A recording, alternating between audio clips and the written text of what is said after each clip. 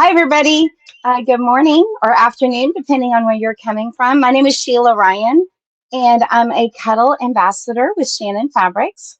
And today I am so excited to come to you and to be sharing with you some really great tips for bag making. Okay, we're going to go through the steps almost all the way, maybe all the way. It depends on how our time goes, but on how to make a duffel bag. Now, I've tried a lot of really great patterns, and I'm happy to show those to you.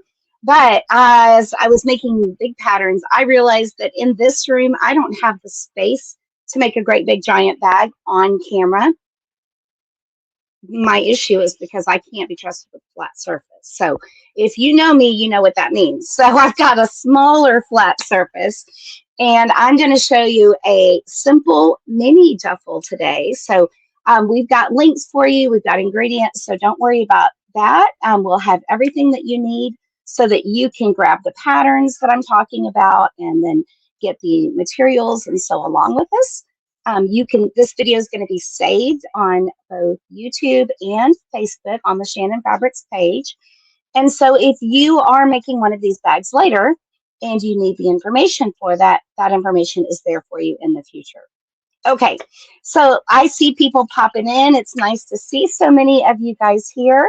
I see Birdie, who I know is from Colorado, and Deidre.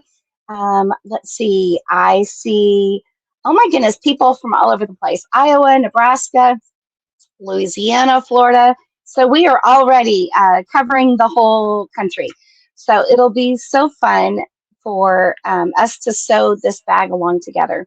And so as you come in, if you don't mind, share where you're from, where you're watching from.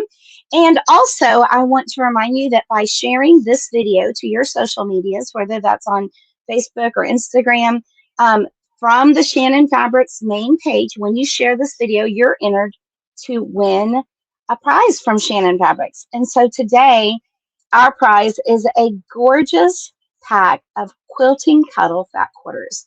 These are brand new. They're super fun. We're going to talk a little bit about what Quilting Cuddle is in a minute because that's what I'm using for our project today.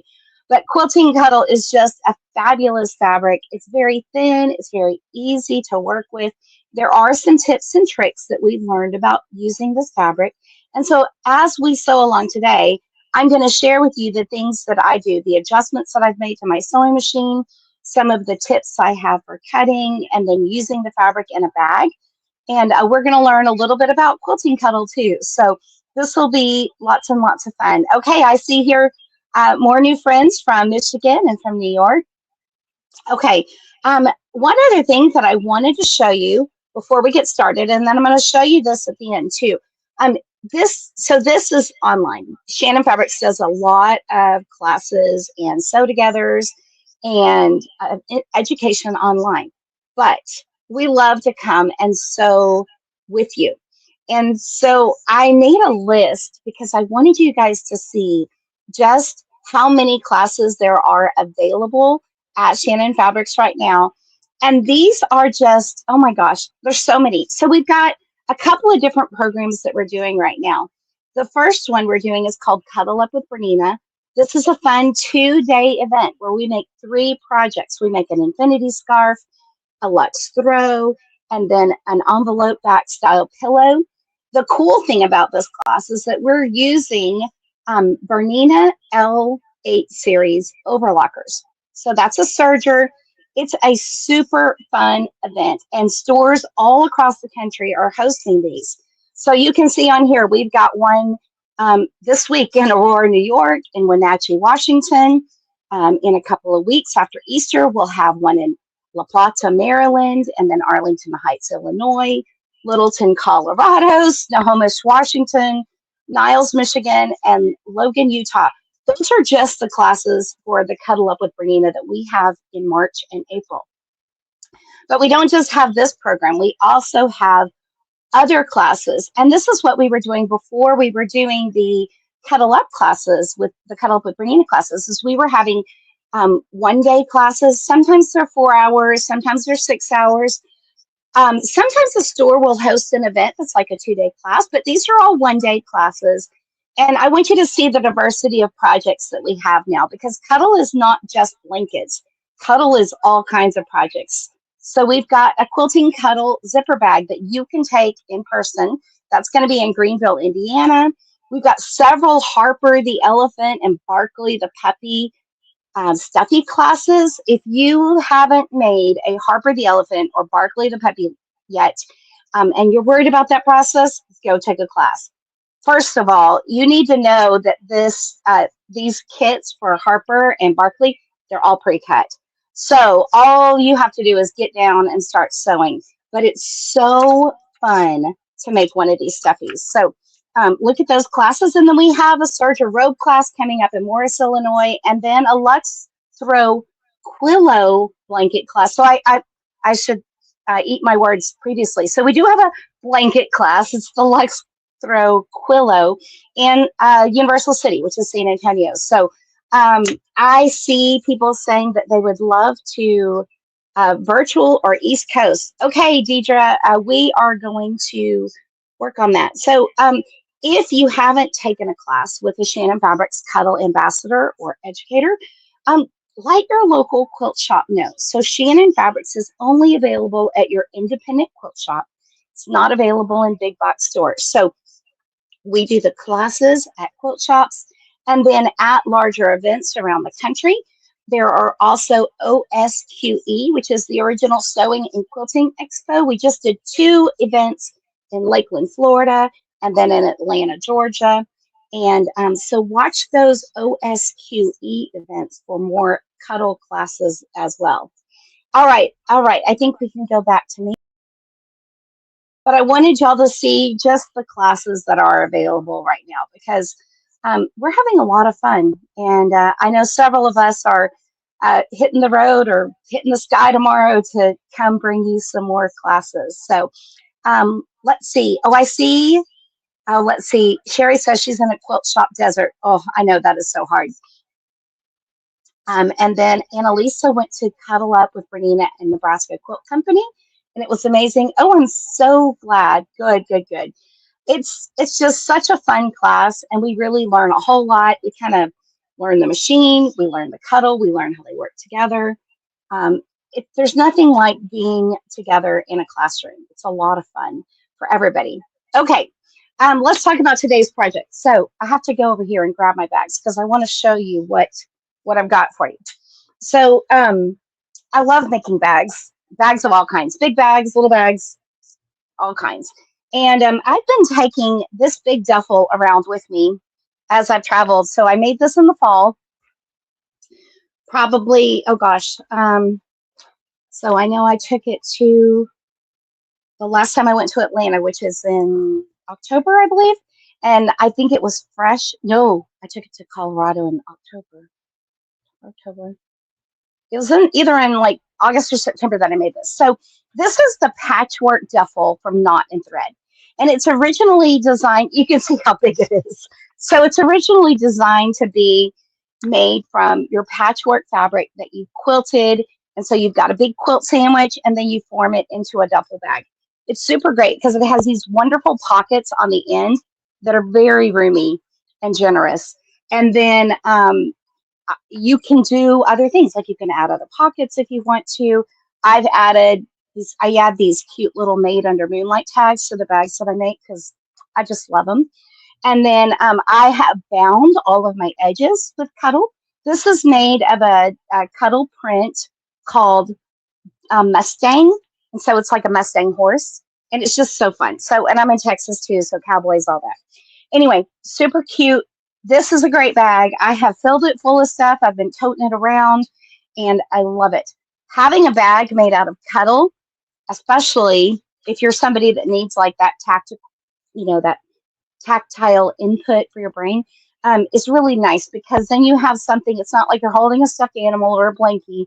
Nobody's going to look at you weird, and you've got your bag to kind of get that calm effect. Okay, so I actually carry a crossbody bag made out of Cuddle too. Lots of Cuddle in my life because my brain needs it. Anyway, what I've also done on this one is, instead of using cotton for binding the area by the zipper, I just used Cuddle. So it's all C3. It's just gorgeous, and I love it. I have used actual cotton for the lining of this one. So this is kind of the first thing I'm thinking of. When I'm making a bag, okay, a bag pattern generally has some stabilizing, either inner foam or fusible fleece or something in between the layers as you've quilted it to give it some structure so it kind of stands up on its own and it works like a bag and it doesn't smoosh down and it protects the stuff that you have inside of it. If I wanted a regular tote bag that was just one layer of fabric, there's nothing wrong with it, but it doesn't have a lot of structure. And I love a structured bag. So I've got by Annie Soft and Stable in this one. And you can see that even as it's just sitting in my lap, it's nice and stable. It holds its shape really well. It was easy to sew together, even if it was big and bulky. Okay, so super easy. Now the patchwork duffel pattern, in the pattern, she tells you that you can use a piece of patchwork. I didn't do that on this one. Obviously, I just used a whole piece of fabric and quilted it together with my soft and stable in the middle and then the regular cotton fabric on the inside. Okay, now, because this was a big piece of fabric, I actually did do this on a long arm, and this was my first time using the long arm, and so it was nice and fun, and I just did stripes back and forth just to hold those layers together, okay? So that's all I did on this one. It's actually super fun. I did do a little bit of machine embroidery quilting on the end panels, and it's hard to see on the printed areas, but on the inside, I just used the plain C3 in latte. And you can see the texture that the machine embroidery quilting lends to these areas. And it's just lovely. I mean, I know it's inside the pocket, but I know it's there. Okay. So you can decide how you need to quilt your projects. There you go. You can see inside that one. Isn't that fun and pretty? Can I get you a good angle of inside the pocket? There we go. Now you can see inside my pockets. But I did that on those end panels too. It was not hard. It did take me a lot longer than I thought because I had never done it before. And that's something to keep in mind. When you're doing a project, the first time you make it, it's always going to take you a little bit longer than you expect, even if it's a quick and simple project. The things that I have to watch out for myself is that I'm not great at following instructions. So I have to slow down a little bit, read through the instructions, kind of make myself some notes, gather the supplies so that I have everything here, because this is how my brain works. If I have to stop in the middle and go look for something, I'm going to be distracted by, I don't know, the zippers over there or more fabric or another project. And then it may be a week before I get back to it. And I'm like, oh yeah, I was making that thing. I should finish that. And so in order for me to get all the way through a project, I need to gather everything and bring it over to my area. Okay. So that way I don't get sidetracked. All right. So the first time I made this bag, it took me a couple of days to get all the way through it. I did prepare a couple of other pieces of Cuddle quilted to cotton while I was at the long arm that day because I don't have one at my house. I just was borrowing one. So this one, the other thing too I was doing is I was playing with the different kinds of foam interfacing that you might use for a bag because I wanted to have some examples of how does this kind of foam stabilizer work or how does this one come? Because people suggest all kinds of things on the internet. And until you make a bag with the right stuff, you never really know. Does that make sense? So this is another one I did. Same pattern. I used a beautiful floral C3. So this is a printed Cuddle. And I quilted it on the long arm. I just made big loopy flowers and leaves and stuff on it, which you really can't see. I know what I did because I was there, but nobody else really can see because I did such a large quilty thing. All my layers are together though. And so that's what matters because my soft and stable is quilted between the Cuddle on the outside and the cotton on the inside. Now on this version, I made my own straps, which the pattern suggests. Now, because I'm using Cuddle, I'm thinking through the process, okay? So I'm always trying to think, how do I want this to end up? And I have to remember that when I'm using Cuddle, it's thicker. It's a thicker fabric, right?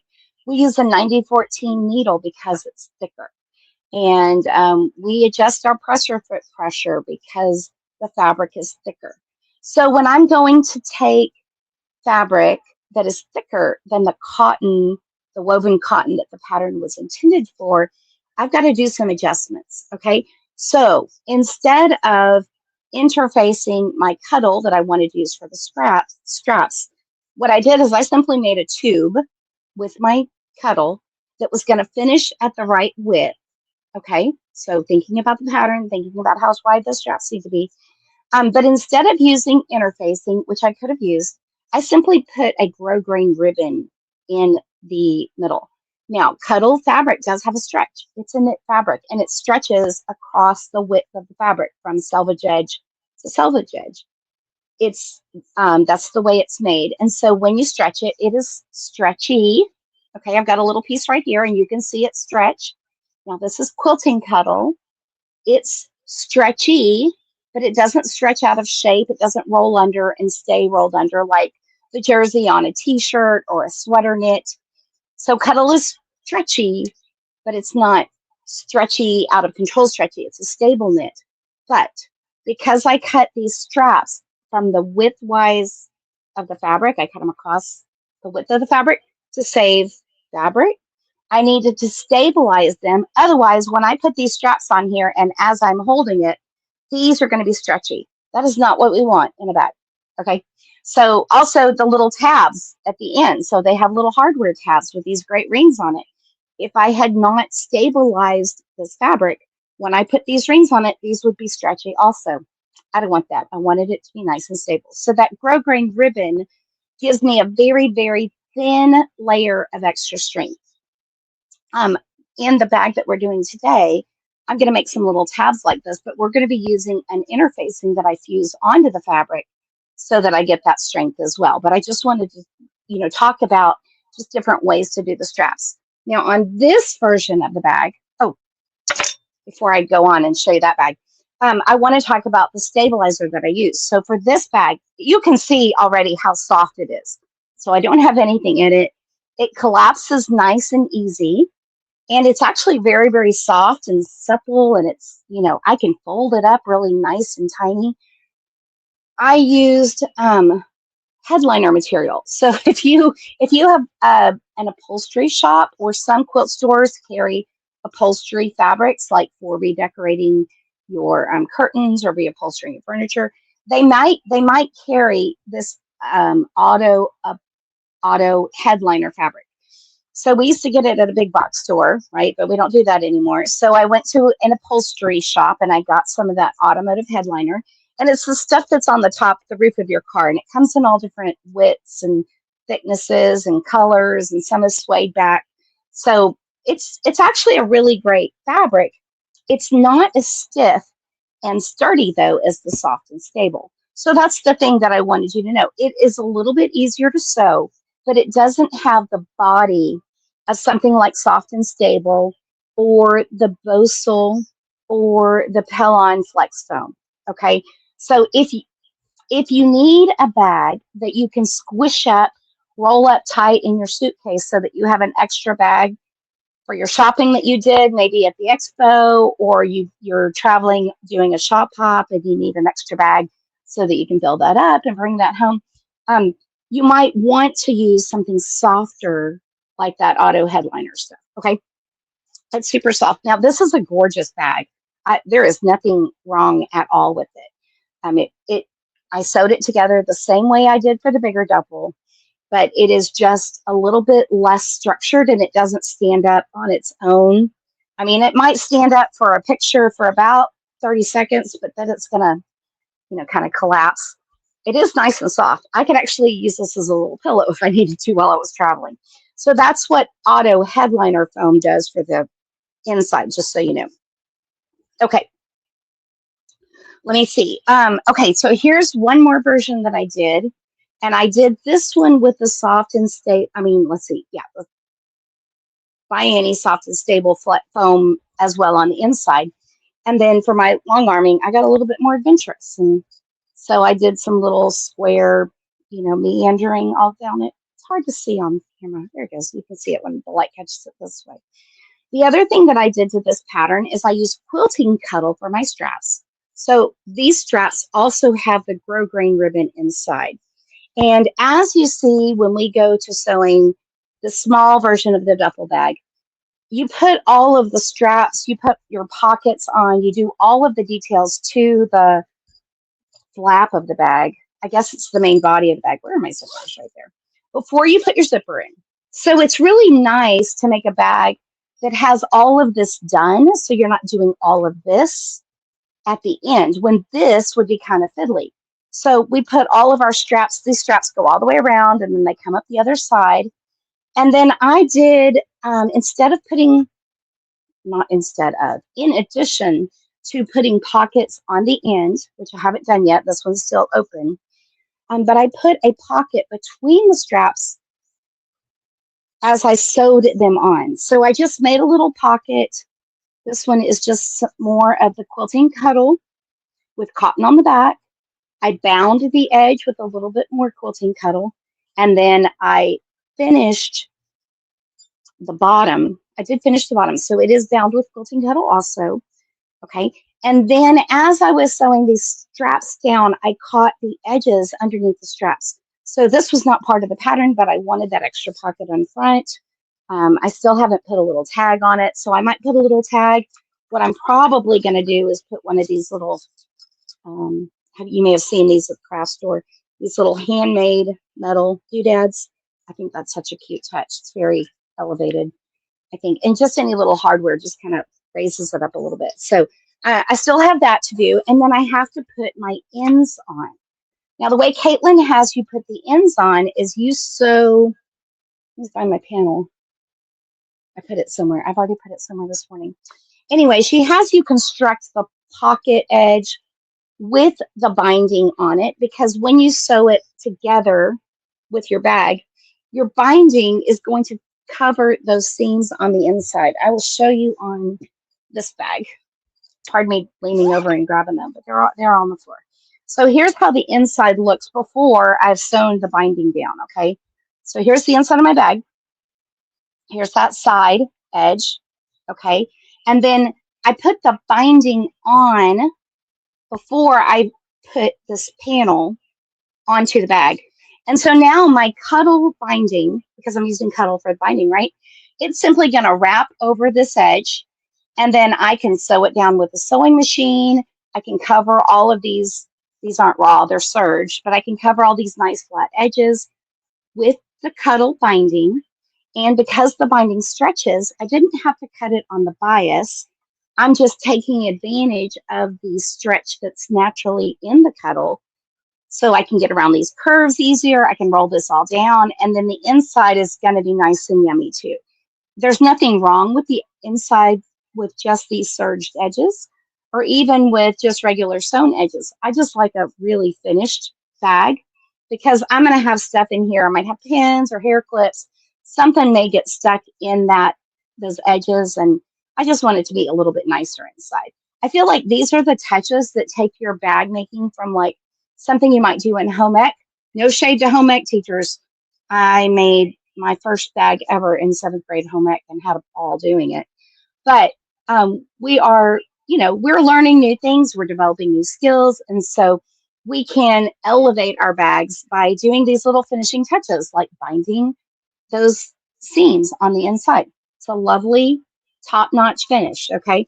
And also, too, because we're using cuddle, we actually get a little bit more wiggle room. That's what's fun about using cuddle for a bag. We have a little bit more wiggle room. We have a little bit of stretch in the fabric that we can take advantage of if we need to, but we can also control it. So those are the things that I'm thinking of, the reasons I want to use cuddle for a bag, okay? So I showed you those. I showed you the pink one and how those binding things happen.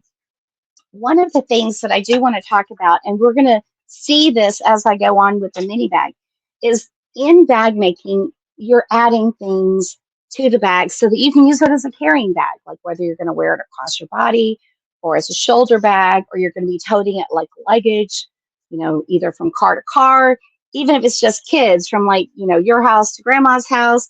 or sports, whatever you're doing, a bag is meant to be carried and it's meant to be used. The bag's not just for looking at. These are bags that are meant to be used. Cuddle is an easy to care for 100% polyester fabric. We just wash it. I mean, I could throw this whole thing into the washing machine on low or no heat. And as long as I don't use any fabric softener in the washer or the dryer, it's going to come out great because polyester fabric's really easy to take care of.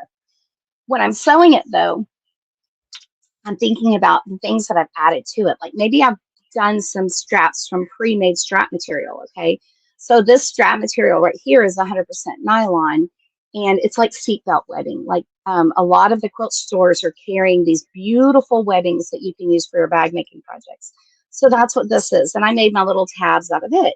So it's 100% nylon. It's very, very strong, but it's kind of thick. And so when I'm using straps like this, I've got to be taking that into an account. When I'm making the patchwork duffel bag, I may want to use quilting cotton on the inside because it's so thin, especially if I've used regular C3 or a Luxe Cuddle for the outside. Okay, does that make sense? Regular Cuddle has a 3mm pile, and that just means that the fibers from the backing, they stick up a little bit in time and space. They have volume. Okay, Quilting Cuddle, it's just flat like a piece of paper for the most part. And so it doesn't take up much volume up here in space like Cuddle does. Cuddle's a little bit thicker. It's a little bit denser fabric. We use a heavier needle when we're sewing it. And then when you start adding things like these extra bindings on the edges and then these straps that are a different material completely, you've got some bulk in there. So these are just some considerations. How do I get through all these layers when I'm working with Cuddle in my bag? Because the pattern may not be written for a thick fabric like Cuddle. Does that make sense? So I've got to think through those things, and that's what we're going to do today. Okay. Oh, yeah. Helen says it's great for the gym with sweaty clothes. You can wash it. Yes, for sure. Natalie's here. Oh, my gosh. Okay. Hi, Natalie. I'm so happy to see you, and I'm glad you got my message. So this is going to be super fun. So let me show you what we're making today. And Natalie popped in at just the right time. So for today's demonstration, we're making a duffel, but we're going to make a mini duffel bag. And it's called the Simple Mini Duffel, and it's by Bow to Bow Bags, which is Natalie Rawlinson's company. And I met Natalie at Colorado when I was teaching Cuddle, and she was teaching her bags. And I was just so impressed at her beautiful bags. I have not had a chance until lately to get my bags made out of the quilting Cuddle that I wanted to use. Actually, it didn't even exist last year. So it's good that we're doing it now because now I have the Cuddle that I want. So here's the link to the pattern. It's from Bow to Bow Bags. That's Natalie Rawlinson. Her company is called Tickle Grass Designs, but her bag making patterns are Bow to Bow Bags. So it's super fun to say. And we're making the Simple Mini Duffel. Okay, you want to see it.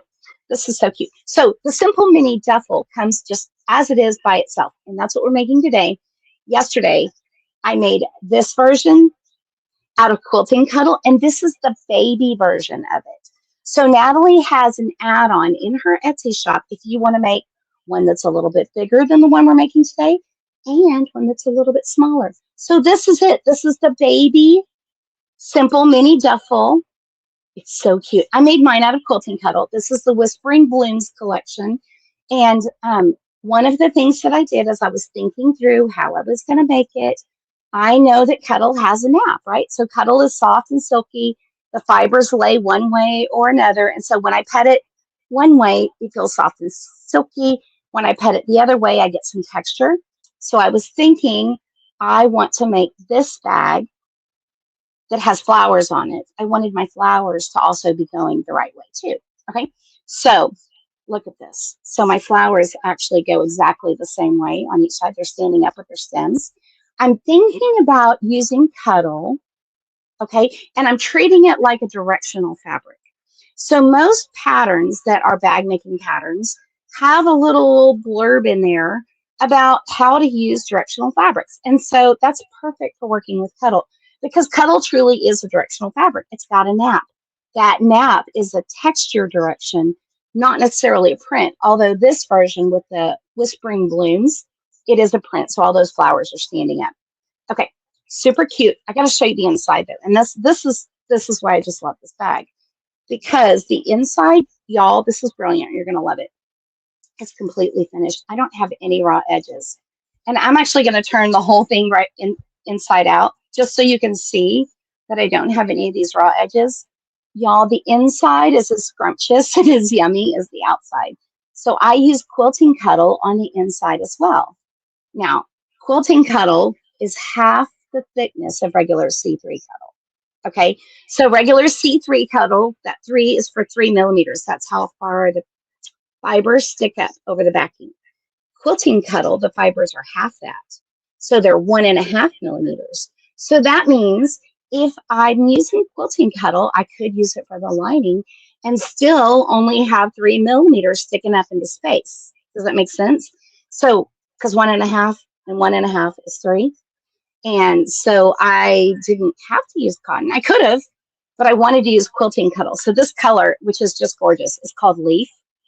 And I was inspired to use this because last month and the month before, our Cuddle ambassador from Maryland, Ajay Perillo, did that gorgeous Stila bag, her little backpack, with these same fabrics. And she used the Whispering Blooms. She used some purple, and then she also used the leaf. And I loved that combination. I got to see that bag in person. She was toting it around when we were in Atlanta together at OSQE, and it was just gorgeous.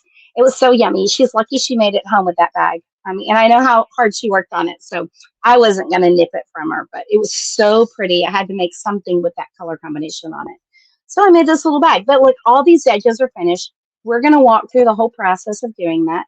On this version, I used a fun number 5 zipper from Sally Tomatoes, so it's got a little bit of texture and a little bit of fun on it.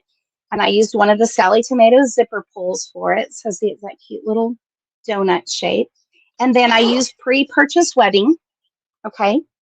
And I've got some purchased webbing also to do for the bag that we're going to do today. So we're going to keep it simple. Instead of using webbing, though, here, I do want to show you how I make those little straps. So whether you want to make the strap your own strapping instead of using webbing, you can do that too, okay? Just out of the Quilting Cuddle. All right. So I think what we need to do, I need to show you the fabrics we're using. And the other thing that we can do, you know what, I'll do that in just a second. But here is some of the fabric that we're using. So we're going to be using the Quilting Cuddle in Stonewash. And can you see just the texture? It's not really a texture. It's just the print on this. It's this lovely kind of batik, kind of faded carpet look. This one is called Cloud. Okay, isn't that gorgeous? It's so silky. It's very drapey too. Quilting Cuddle is very wearable, so keep that in mind and just know that we've got more Quilting Cuddle wearable projects coming as well. And of course, it's for quilting, like you can use it for quilting. I don't have my, oh yeah, I do. Do I have my little bitty pieces right here? No, I don't. Oh yeah, I do. So we've been quilting with Quilting Cuddle, making quilted things. Like here are some itty bitty flying geese that I made with the Quilting Cuddle. This is a 2x2 square, y'all. So tiny, so cute. I just wanted to see how tiny I could get it and how precise I could be at that scale. So tiny, tiny. This one is the Quilting Cuddle in Stonewash. Same line, but this color is Jewel. And it's this beautiful silky purple. Again, with all of that texture, not really texture, print. It's print. And we know it's print because the back's white, right? So it's printed on this side. The print is very, very saturated. And so it's so lovely to use. I'm using fat quarters. And so do you remember I told you that if you'll share this video that you could win a set of fat quarters? Maybe you want a set of fat quarters from the Stonewash collection, okay? Because that's what these are from. So these are fat quarters. We're going to be making the bag that calls for fat quarters, and we're making the regular size, just the mini duffel size. Okay, what else do you need to know that I'm using? So here's my webbing. I've got my webbing. I've got a strap that I made from one of the other bags, so I can show you about this strap.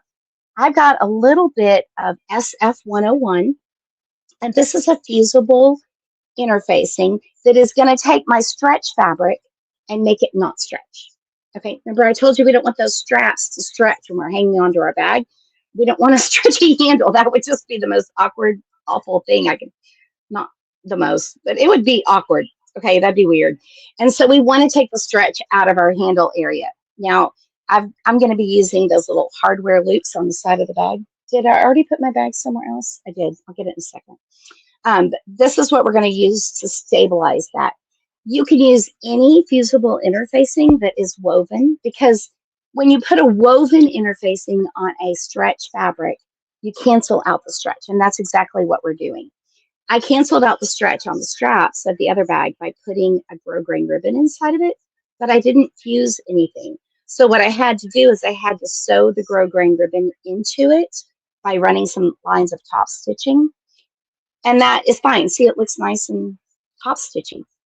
But I have to think about this, and I didn't think about this when I was making that other bag, is that not only do I need the top stitching to keep the grosgrain ribbon in place, to keep the strap flat, what I also needed to think about was that I was also going to be sewing this again onto the bag down both sides. And so that means that in some places on that bag, because I'm trying to rustle all of that fabric, it was hard for me, may not be hard for you, but it was hard for me to keep my line consistent through all those layers with this extra strap. Okay, so remember the bag that I was using for this one, I had a layer of soft and stable, or the headliner, a layer of quilting cotton, the C3 for the outside, plus my strap. And now my strap is now 2 layers of C3 plus the grosgrain ribbon. That was a lot of thickness to go through. Okay, so I could have done some things to make that a little bit easier, but I wasn't thinking through the whole thing the whole way, if you know what I mean. So that's why we're doing this together, so you can learn from the things that I learned and not make that mistake your first time. Okay. All right. Let's see. I see people have been using Quilting Cuddle. Oh, Deidre, you're making the sweatshirt with C3. Oh, nice. And Quilting Cuddle. I can't wait to see your sweatshirt. That's awesome. Let me go back up here and look at a few more comments. Oh, y'all say hi to Jackie. Jackie is managing the comments over on YouTube for us. And y'all, she's just fantastic. If you haven't taken a class from Jackie yet, you should look for her classes and sign up, because she's just amazing. All right, let's see. Do I have any other questions that I need to answer right now? No. Okay. All right. Okay. Oh, and Dolores Jr.'s here. Hi, Dolores. Hi, Lana. Oh, Natalie. Oh, you're going to love this. You are going to love this. And the only thing that can we wallpaper with Quilting Cuddle? Helen. I had never thought of that before. But now that you say it, I don't see why not. Actually, I bet we can. And actually, okay, don't tell me any more ideas like that, because now I need to know. We could make a tiny little padded room for us with Quilting Cuddle on the inside, just a little safe place. Oh my goodness. Helen, you just said that to throw me off here. All right. You know what we might want to do? We might want to quilt that Quilting Cuddle with some soft and stable, then put it on the walls. And that way we don't hurt ourselves when we're sewing. Okay. Sometimes we stumble. If your sewing room is anything like mine, I have a path to get out and cords everywhere right now because I'm set up for filming. But oh my gosh, we cannot be safe enough. All right.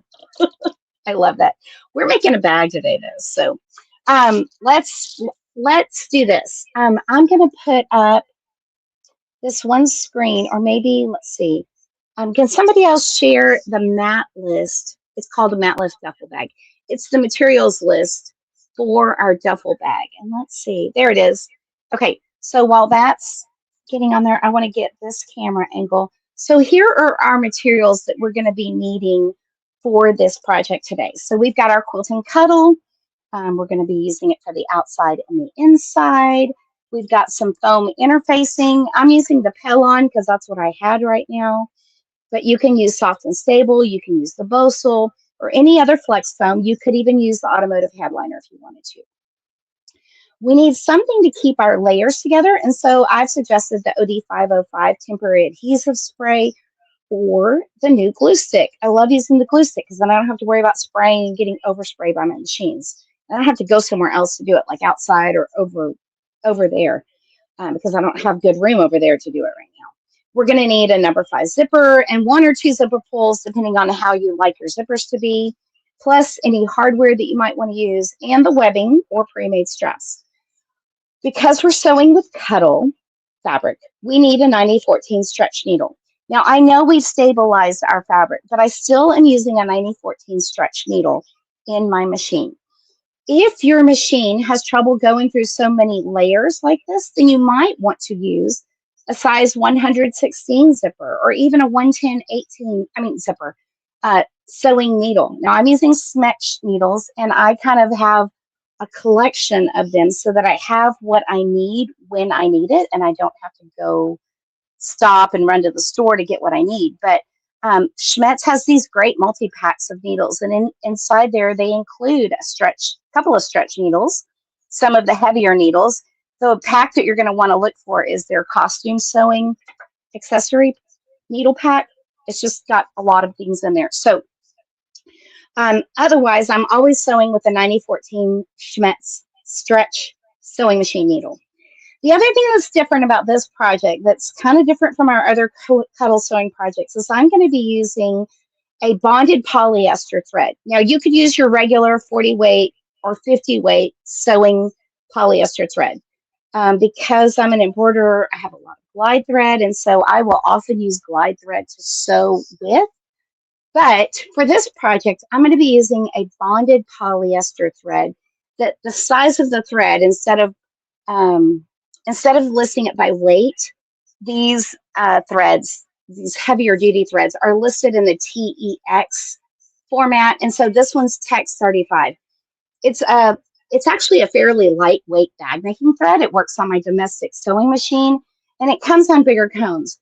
If your quilt store sells the bag making patterns, they probably are carrying the bonded polyester threads as well. So you may have to ask for them, because if you're new to making bags, you may not have noticed it before, but that's what I'm using here. I feel like using a bonded polyester thread makes my seams stronger. And when I'm making a bag, that's what I need. I need strong seams.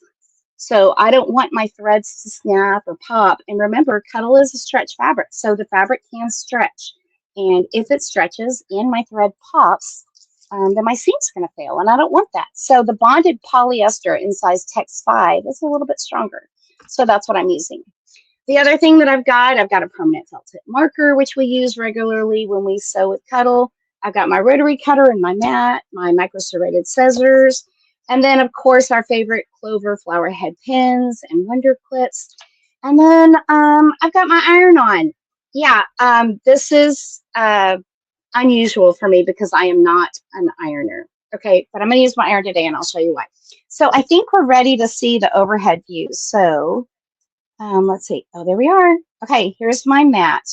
All right, and this is where you can see I have a problem with flat surfaces. So I've got my mat right here, and everything is kind of opposite. It's mirrored, and that's just how it is today. So I'm going to move my little iron. This is an Ironmatic. It's kind of it's like a 7-layer portable ironing surface. And this is so cool because when I iron on it, it does not go through at all. So I can use this right on top of my mat. It's great for making videos.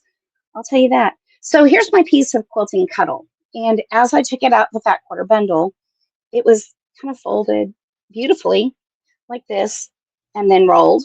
So this is how they come. And these little rolls, so cute. But these edges kind of developed a little crease in the packaging. So I wanted to get that crease out because I don't want that on my fabric. But this is what I wanted to show you, is how beautifully Quilting Cuddle irons. So I've got my mini Oliso project iron, and look at this. It's just set on it's almost high, but it's not quite as high as regular. This part's been ironed. Look at that. That crease just fell out so easily. And then I'm ironing over here to get the rest of that crease out. And then we'll see on the other side how that crease has now been taken care of. I'm just going to give this just a little quick press. I'm not really pressing. I am ironing back and forth, back and forth. Cuddle is a stable knit. So even if you stretch it a little bit, it snaps back and it doesn't stay stretched out. So that's one reason I love working with it. It's just so stable and so nice. All right, I'm done with my iron. I'm going to leave it on though because I may need it in a minute, but let's look at our Cuddle over here. And now those lines are gone. So another thing I could have done to get rid of those lines is I could have tossed this in a medium heat dryer for just a few minutes and let it fluff out, but the iron was faster and it was here and ready for us to use. Here's my other piece. So these are fat quarters. They're actually a little bit bigger than regular fat quarters. And so I like that because I feel like I have a little bit more wiggle room for my patterns. So this one is 19 inches wide. Okay. And let's see what this measurement for this one is. 19 by, oh, yeah, at least 24 and a half. This looks like 24 and 3/4, but that is a very generous fat quarter. Now, Quilting Cuddle does have a selvage. Okay, so with Luxe Cuddles, we really weren't worried about the selvage, but Quilting Cuddle's thinner. It's made just a little bit differently. And so I'm not going to go all the way up to the selvage. Okay, so I am going to trim off the selvage. And this was a good opportunity for me to show you just how nicely Quilting Cuddle cuts. So I'm going to get this selvage edge right here. And let's see, here we are. There's our selvage edge that we're going to trim off. And unlike Luxe Cuddle or when I'm using just regular C3 Cuddle, I am going to use my rotary cutter. We don't often do that when we use Cuddle unless we have to go fast because we could generate some cuddle dust. But Quilting Cuddle doesn't have a whole lot of cutting dust. And so I'm just going to rotary cut this off. Now I've got this is a Sew Tights mat and ruler. And the ruler has these great little magnets built into it. And so my ruler is not going anywhere. It is stuck to my mat. So that's why I love using it. So I'm not going to accidentally bump it and then go wackadoodle with my cutting. So I'm just going to cut that selvage edge off. And it's gone. And you can see, like I did it with this light gray. I do not have a whole lot of cuddle dust. I mean, there's a few little bits, but it's not bad at all. Okay, so I would have, almost the same amount if I had used regular cotton as well. So that little selvage edge is gone. And I'm going to set that piece aside. And let's see if I have a selvage on this purple piece. Yep, I do. And I can see it on the back. Do you see that where as it was being made, this is the backing on the machine. So as they were putting the fluffy stuff in and printing it and holding on to it on the selvage edges. So I'm just going to cut that off a little bit too. All right. So the pattern asks us to use fat quarters. And so I've got fat quarters and my fat quarters are a little bit bigger. But what we're going to do is we're going to quilt them and then trim it down to size to use. Okay. So I got rid of those pieces that I trimmed off. This purple is so nice and pretty. Helen, yes, you can use a marker on the back. And I'll show you the kind of marker I use. I use a permanent felt tip pen. And this is the super skinny ones, the ultra fine point. Any permanent marker works well. But if I need to make markings, I'm going to use something like this. You can see those fine little marks that it made. The backing for Quilting Cuddle is really nice and smooth. And your other writing or sewing markers may work. This is a sew line. Let's put it on black.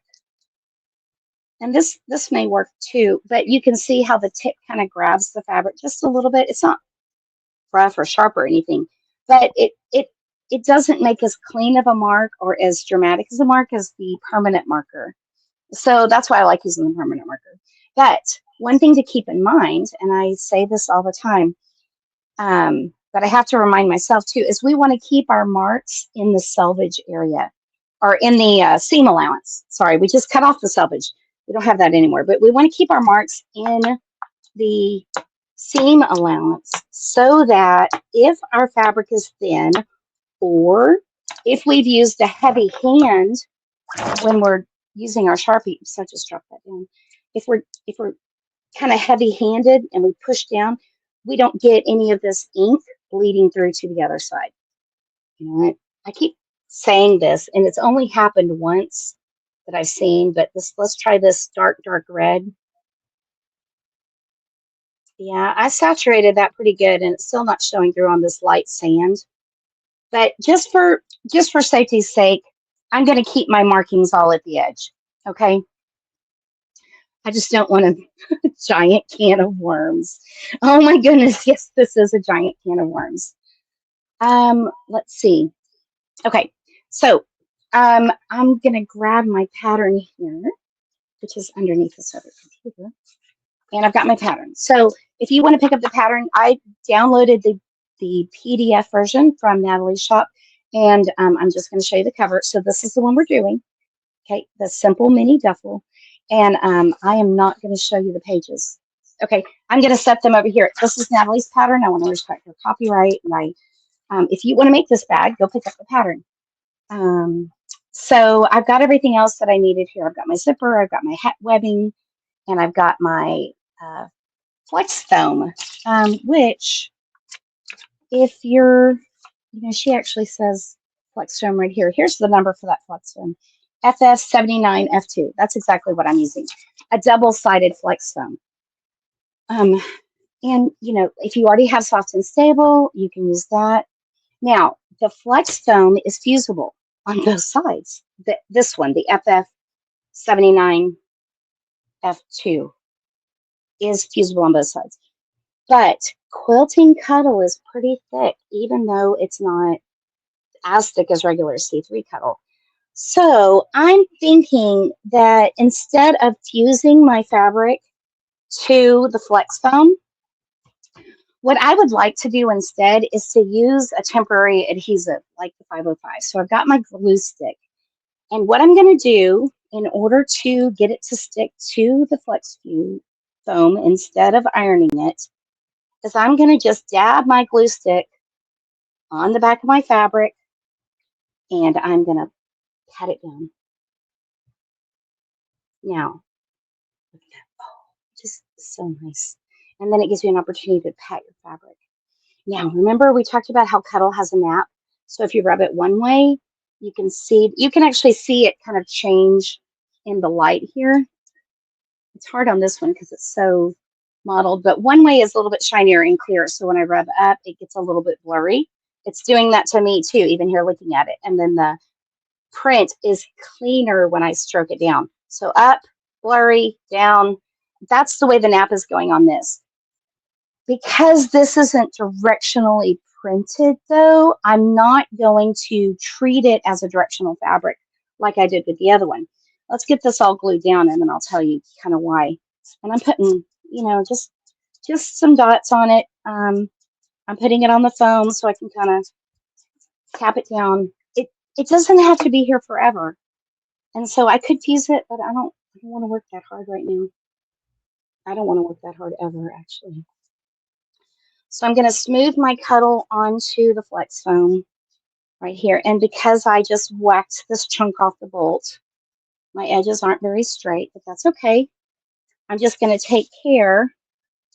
And when I get my other piece on the back for my quilt sandwich, I'm going to try to line it up really well. Okay. I'm just dabbing this on here. I just love this glue stick so much. I didn't know you could love a thing like a glue stick, but here I am. Oh my goodness, I see Audrey here too. Great. Oh, and Brenda. Hi, Brenda. Yeah, it's just gorgeous. And so this is so fun to work with. All right, so this purple is going to be the outside too. So I'm excited about that. And I'm going to use the cloudy one on the inside. So there's our purple. It's on. Now the glue stick's here. If I wanted to make it directional, like this version, okay, where my flower's going up on this side and my flower is also going up on this side, what I would do is I would find the center of my pieces and I would cut it in half and then seam them together, flip one of them so that both sides would be going the same direction. Do you see my center seam down here at the bottom? You can kind of see it. I haven't fluffed out my fibers yet, so you can kind of see the background just a little bit, but that's my center seam. So this side's going down, this is the top down, and this side's going down from the top down. So that's how you treat a directional fabric, so that if you're making something with like cats on it. One side has the cats and they're looking at you, and the other side has the cats upside down. So I'm thinking about it like that. Anyway, that's how you would treat a directional fabric. And Cuddle is directional because it has a nap. So let's put our other piece on. I can kind of see through the flex foam where those dots of glue are. So that's really helpful. And it can kind of see the shadow of where my fabric is. So I'm going to use that as kind of my guide. Oops. Sorry, I bumped that with my elbow. Just trying to be all stable here. Okay, let's get this piece on. All right, so we're going to put some glue on this. And this glue is going to dissipate after a while. So even though I can see the blue now, I won't be able to see it later. It's just going to evaporate and be gone. The other thing too, we have to do some setup things to our machine. So while we're doing that, that gives this glue time to cure a little bit, and it won't be sticky. 505, I've never had a problem with it gumming up my needle, but some people do worry about the glue gumming up their needle. And I learned this trick recently that if you let your glue cure for a minute, then it shouldn't gum up your needle at all. So take a minute, go get a drink, or do something else for a minute, and let the dog out, do what you got to do. But then your glue should be cured and it won't gum up your needle. Let's get that back just a little bit. Oh, I see. My foam is pressing on my tripod. Sorry. So let's get this over here. I do want this to be all kind of adhered down well. I'm going way too far over there, aren't I? No, that's all right. All right, I want it to be adhered down well because I can't see through it, right? So this is when you're doing a quilt and you're making your quilt sandwich, your backing piece is usually bigger than your batting, and then the batting is bigger than the front piece, so you can kind of see what's happening through all those layers. Well, we don't have that opportunity here. All we've got is what we've got. So I'm thinking carefully, and then I'm remembering too, I've got to relax and remember that I'm going to be trimming, a bunch of this away to trim it down to the right size. This little flap wasn't quite sticking, so I'm going to give them a little bit more glue. All right, now we've got our pieces adhered to our flex foam, and this is good. Okay, I'm happy with this. Now, the first thing that we've got to do is we've got to quilt this, and there's lots of options that we can use. A lot of people, when they're quilting stuff for bags, they could, you could use your long arm, and you could take it over, and then you could do your long arm quilting. You could put this in your embroidery machine and do some edge-to-edge quilting on it. All of those are great options. I don't have time to do that here, but I do have time to do a little straight line quilting. So I wanted to show you how I set up Cuddle for straight line quilting. Now, sometimes when we're using a solid Cuddle, we can actually draw lines on it with something like a hero marker. This is my Clover stiletto. So it's not a metal stiletto like the one we usually use, but it's kind of a plastic. It's not sharp, but I don't want to poke myself with it. But it's just nice. And so we could draw ourselves some visual lines. You can kind of see the lines happening as I draw it across the fabric, but I can't see them for very long. And because this has so much print on it, that's not really going to help me here. Let me show you on a solid Cuddle. So this is Leaf Quilting Cuddle, this gorgeous green that I used for the lining of the other bag. And so if I were to draw lines on it, you can kind of see the imprint of those lines. And I could draw some squiggles. I could do some, flowers and leaves, and I could follow these with my sewing machine all the way down, right? I could do all kinds of fancy things. But because I'm trying to go quickly, I'm going to do some straight line quilting, but because my fabric is so textured with the pattern, I can't see that really well. So this is my secret trick. I mean, it's not a secret. I've got pink masking tape. This is just painter's tape, and mine just happens to be pink because it has to be pink. And I'm just going to lay lines with my masking tape equally spaced all across my fabric. And then these lines are going to help me keep my quilting even all the way down. Because what I do know about myself is that I cannot stay on a straight line while I'm sewing. I kind of veer off, you know, like a little crazy. It's fine. I'm going to use tape to help me keep it straight. So this tape, that one's not quite to the edge. So I'm going to itch it right here. It's easy to peel off. It doesn't stick to the fibers for forever. It gives me enough visual so that I can stitch. I'm not going to stitch with the tape. No, I'm going to stitch. I might stitch right down the center of these areas. I could stitch right on the edge of these pieces of tape. However much quilting I need is how densely I could quilt this. So this is a fat quarter, and I have 1, 2, 3, 4, 5 lines of tape. That's not a whole lot. All right, so it didn't take me long at all, but it's going to help me do some quilting. So let's do that. Let's move the camera over here so we can quilt this together. All right, and let me move all the supplies out of the way. And I might go a little bit closer. Let's see. Let's see if I can get down just a little bit closer for you. Somebody said that Stephanie said she recently bought a red line guide light attachment for sewing machine. Nice. That does help a lot with keeping the line straight. And that also, you know, assumes that you're really good at driving straight through those lines too, right? All right, let's move all these. I was using these earlier. Scissors up, grabbies up, put my rotary cutter away, and put my stiletto up so it doesn't fall down and hit lunges. I brought a piece of chalk too because I wanted to show you. You might draw your lines with chalk on here. It shows up a little bit, but it doesn't show up a whole lot just because there's so much going on. On a darker Cuddle, you might want to use a tailor's chalk, but for me, the taping is just the easiest thing at this point. Audrey, your autocorrect. You know what? Autocorrect is the bane of all of our existence. You're totally fine. One thing I'm going to do really quickly is my phone gave me a notification that it's running out of juice, and I don't want to ping this in the middle. So there. Okay, I just plugged it in. We should be okay now. Let's make sure my power came on because I'm using my phone to stream this. All right. So, okay, let's see. Oops, it went away. Okay, hold on. It's coming back up. Allow.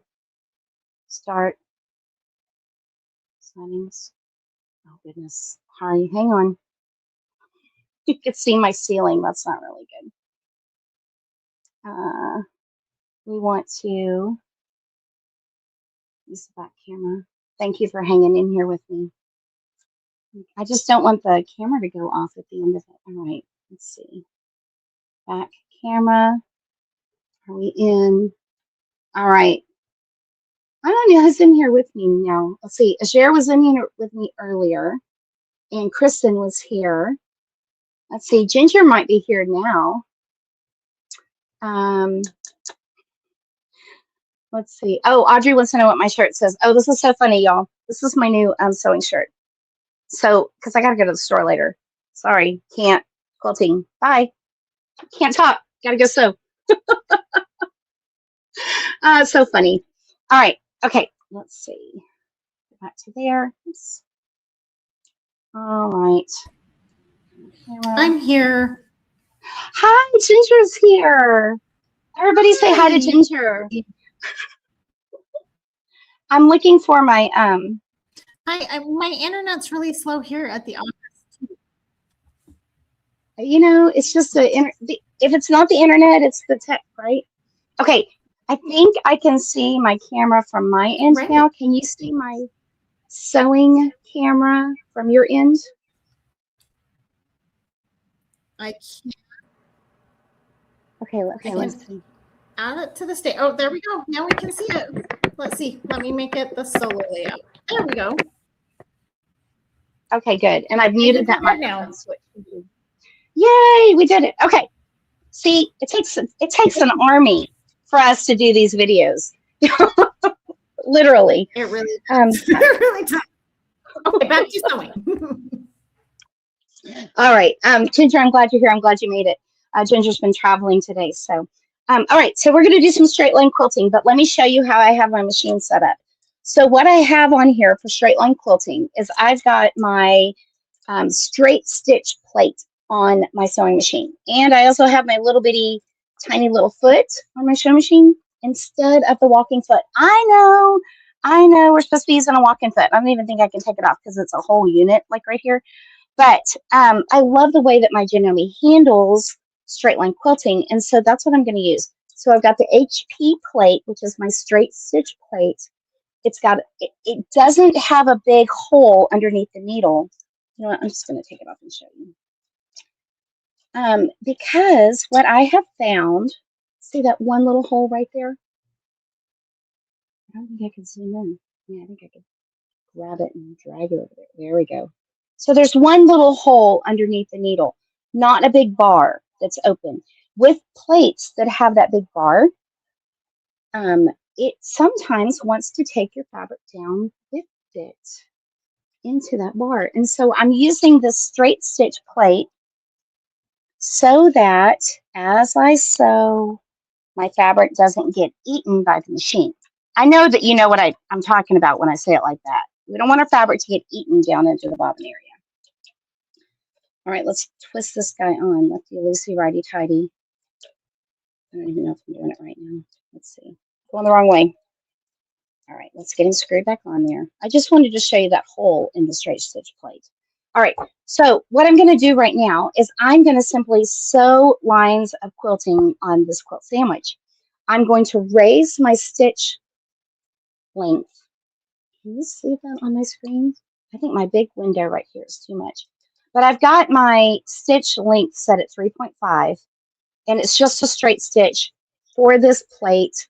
Your sewing machine manual will tell you what you need to do to your machine to do a straight stitch, just for regular straight stitching. I've just raised my stitch length, so instead of having tiny little quilting stitches, I've got great big top stitching. Okay, the other thing that I've done is I have released the presser foot pressure. So on my machine, that's right here, I have a knob on top, and I can change the pressure of how much the foot is pushing down on the fabric. If I am using silky or slinky fabrics like silk or chiffon or satin, I want the presser foot to be holding onto my fabric for me. But because I'm using thicker fabrics like Cuddle, Quilting Cuddle, Luxe Cuddle, any Cuddle fabric, it's a thicker fabric, and I don't necessarily want the presser foot to be pushing down on my fabric so much, because if it pushes down on my fabric, what happens, especially when I have something like this foam interfacing in here, when it pushes down, the edges of my fabric may curl up around the foot and they may get caught. Okay, so I'm using my finger just kind of push on that really dramatically. And you see how it just flipped up? I didn't even do that. It just flipped up around my finger. That's what could happen if I don't release the pressure foot pressure. Okay, so I don't have it at 0. It's not no pressure. It's just almost no pressure. Okay, so what I'm going to do is I'm just going to really quickly do some of this straight line quilting. And let's see, I've got 5 pieces of tape. I've got this much wide. I think I'm just going to give it a go and just go, I'm going to go down the middle of each one because, let's see, let's get it started. Okay, there we go. I just need to get some quilting on here to hold these layers together. Okay. And I'm kind of keeping everything flat. That presser foot pressure, even with that, I'm still having to use some of my body weight to help it move.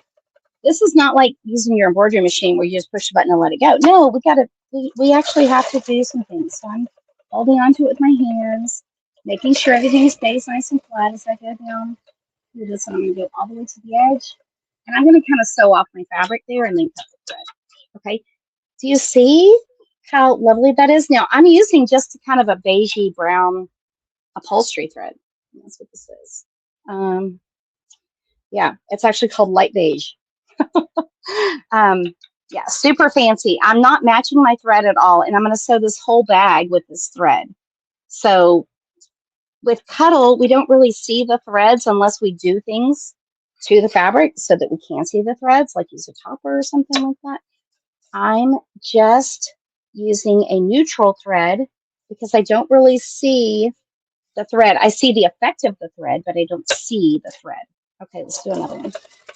Let's just get some. Whoa, I just pushed it right off there. That's fun. Let's fix that. Sorry. All right.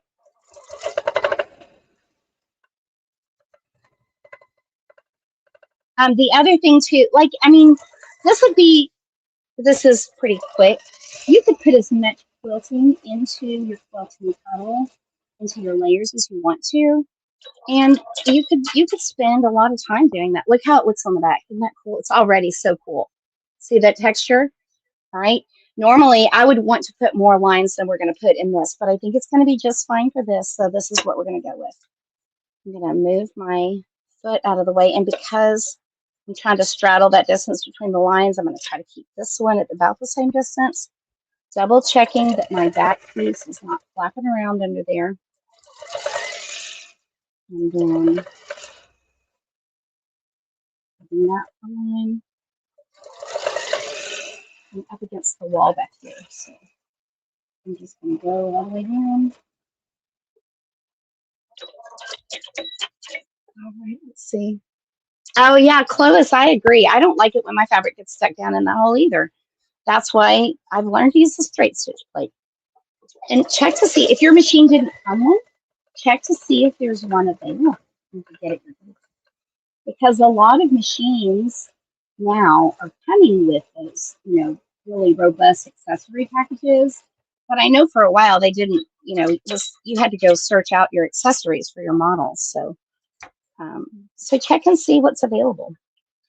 Now, because of the way my machine cuts my threads, and I'm using this bigger thread, I'm pulling it out a little bit just so I don't have to rethread my needle all the time. I learned that from what I was doing the other day. So, because I'm doing things differently than what we would normally do for quilting, I've got to think about this. Okay, so bag making is kind of its own whole different thing. Did I run out of bobbin thread? Y'all, I cannot believe I did run out of bobbin thread. He's gone. Let's put a new bobbin in. I've got a new bobbin right over here. I did. I'm glad I had one. Otherwise, we'd be digging for bobbins. What is this thread? This is not the right bobbin thread. Oh, here it is. Goodness. It's got a little piece of fuzz on it. I don't want that in my machine. You know what? I don't like that bobbin thread either. Let's get something out of my goodie box over here. Let's get the right bobbin thread. There we go.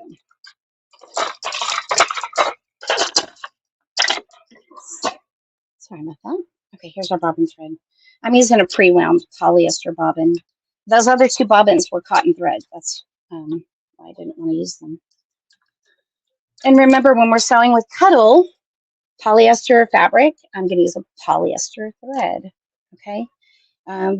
The upholstery thread that I'm using is also a polyester thread. You can get a bonded nylon thread to use, but I didn't want to use nylon. I wanted to use polyester, so I got the polyester. All right, I'm going to start a little bit further up in there, kind of following my stitch, because I don't necessarily want to back stitch in the middle of everything.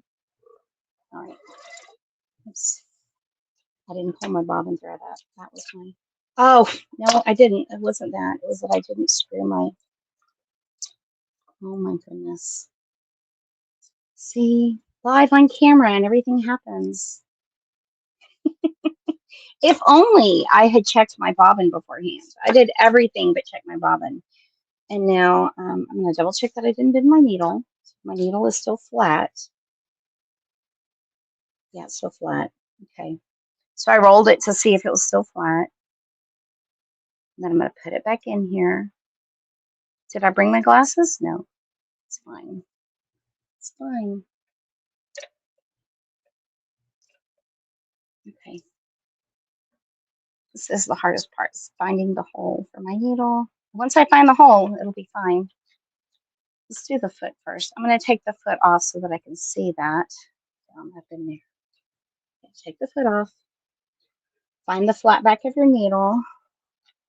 Put it in. my needle bar up. Yep, of course. Just double checking everything. There it is. All right, right there. We're in. I'm going to tighten up the screw. I'm just telling you what I'm doing so that I'm not doing this all by myself. Okay, we're all in this together, right? All right, now I'm going to put my foot back on. Screw it on. Goodness, it wasn't on at all. Did I even screw that on? Y'all. All right, let's get a fresh end so we can thread the needle. Okay, needle's threaded. The nice thing too, y'all, if you haven't used bonded polyester thread, it threads through your needle so easily because it doesn't come apart like regular sewing thread because it's bonded together. So it's easy to poke it through the eye of your needle. All right, let's cut these threads off over here because I want a clean look. And I'll deal with the back side in a minute. And again, let's start right there. Okay. I'm going to start up in there. There we go. Now we're stitching. Now we're stitching. And I'm just going to put that long line into that thread. And we've got one more to do. Okay. So I'm just quilting down the length of it because these are going to be the, I take them out.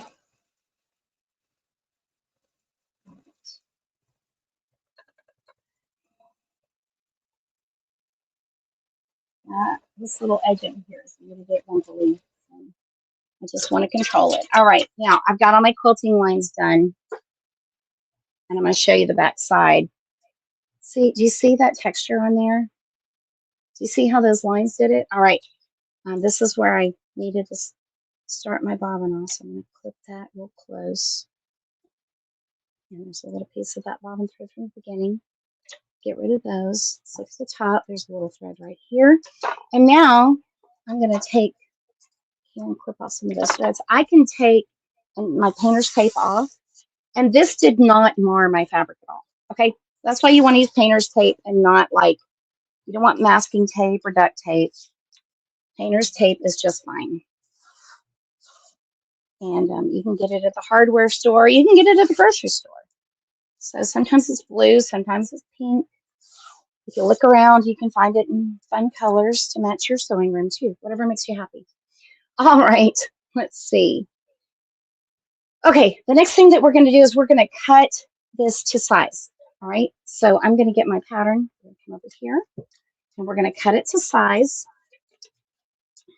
And I could treat my edges by serging them, but I may not do that today just to save time. And I'm trying to make sure this is going to stand and not tip over. Okay, there we are. All right, so we're going to cut this down to size. All right, so Audrey sets her tape to use again. Yeah, I stuck it to the side. Did y'all see that? I don't even know if you saw that. I did set it down to use again. I may want to use it again in just a minute. All right, so I've quilted it. Let's get my pattern. I'm going to cut it to the right size. Yep. All right, so we're going to square it up.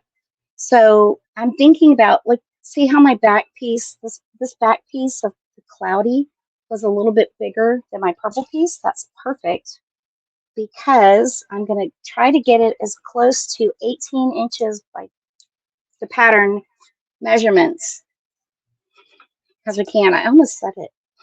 Sorry. The pattern, the size you need is in the pattern. My ruler's upside down. The magnets don't work when the ruler's upside down. But it is nice because they do hold through all these layers. 2 layers of quilting cuddle plus the flex foam, which is really nice so that I can get a good clean cut here. Okay. Now I'm cutting around on camera, so this is a little awkward. Let's tip that just a bit. There we go. Okay, there's my one clear flat edge. I did go all the way through. I just didn't grab it all. Okay, that is gone. Let's cut that off there and set that aside. Okay, I've got one good flat edge, And now I'm going to think about 18. I'm going to think about the pattern measurements. So let's do a second clean flat edge.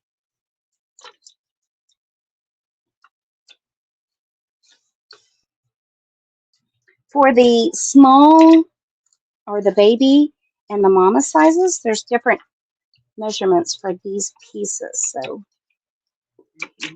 you want to pay attention to what size you need. All right, this, I need to have it this way so I can measure. All right, so what I'm going to do, perfect. All right, that's perfect over there. And let's see if I got my measurements good over here. That's going to be just fine. All right. So I'm going to square up this side. And remember, I squared up this side, so this side will be all right. I'm going to cut that off there. And all crafty people have to have a sense of humor. Yeah, because things happen, Ellen. Things just happen, and sometimes there's nothing we can do about it. We just got to roll with it, right? So we might as well have a laugh, roll with it, build ourselves a little padded room. It's fine. It's fine. Okay. All right. There's my piece up to the measurements I need. I'm going to get rid of those extra pieces right here. And now I've got my little quilt sandwich that is perfect for what we need to do. Set my ruler aside. Okay. Now, what I should do, and I'm going to skip doing that for this one, is I should go ahead and like zigzag these down, right? Or serge the edges down. I'm not going to do that because that's a little bit extra time. That would be the right thing to do right now. You know what? You know what? Let's go ahead and do it. My serger's right here. Can y'all forgive my mess for just a second? And we'll do it. I'm just going to move the camera. Why don't we go to the materials list? My serger is actually booting up. It actually does have to boot up because it has a computer on the inside. So it's booting up. All the motors are getting into place. I've got it set up for serging with a nice overlock anyway. So let's go ahead and go over here. I think I can move the camera without getting too crazy. Let's see. The only thing is it's got my power cord attached to it. Oh, you guys, did y'all see that? Oh no, you can see the rest of my room. No, it's so bad. Can we see that? This is, you know what we're going to do? I'm going to get rid of that power cord really quickly and just move it over here so you can see it. Oh, goodness. Y'all, this is true confessions time. Now you can see how I really live. Oh, now they know. Okay, I'm going to run over the edges. Let me put that right in front of the surgery. I'm just running over the edges. I'm barely trimming off anything, but what I've got is I've got a 3-thread overlock, and I've got a woolly poly in the looper. Okay, so I've got regular serger thread in the needles, 2 needles, and woolly poly in the looper. Okay, and I'm just gonna, this is sealing those edges. Okay, so it makes it a little bit flatter right there, makes it a little bit easier to handle, and that way my front and my back pieces are not going to be all flapping, because I used a temporary adhesive. If I had used the fuse of the material, then my pieces wouldn't be flapping at the edges. But because I didn't, and I just used the temporary adhesive glue stick or the temporary adhesive spray, my edges, once the adhesive's does its thing and quits being adhesive because it is temporary, then those edges kind of flap. All right. Who do I think you are? I know that you guys all have sewing rooms like this too. This is like true life here, right? I do want you to know that the laundry is done and the dishes are done, which is crazy for being this early in the morning and that sort of thing. All right, let's get these edges serged. One of the things too that you might think about when you're serging, the same things that you do for your sewing machine, you want to take those things into consideration with your serger too. So I have lessened the presser foot pressure. I've pulled my presser foot pressure all the way down to 1 on this machine. I have increased my differential. So that's like using a walking foot. It's not really, but it's kind of. And then I am using a 9014 stretch needle because I was serging with Cuddle. And so that's what's in here. I've also lengthened my stitch length. I don't need this to wrap the edge and be like a solid roll of stitch, but I have a longer stitch length because I'm doing it. So those are all things to consider. All right. We're done with that. That's all done. All right. Let's come back over here where the fun is. Now you know. All right. Now we know where everything is. Yeah. I know where well, honestly, I can't say that I actually do know where everything is. So that's part of the problem. Okay. Let's come over here. So the next step is our handles. Now I'm using pre-done webbing that I put in a safe place so that I wouldn't lose it. And I did lose it. No, here's our webbing right here. So what I've got to do is I've got to make some marks on this. So I've got to think about, this is my bag. This is my top and bottom. Remember, if this was directional and I wanted the nap to be going down on both sides, I would have split my fabric and then seamed it back up by flipping it, right? Okay. Sign of a productive person. Yeah, that's what we're going to say here, Jackie.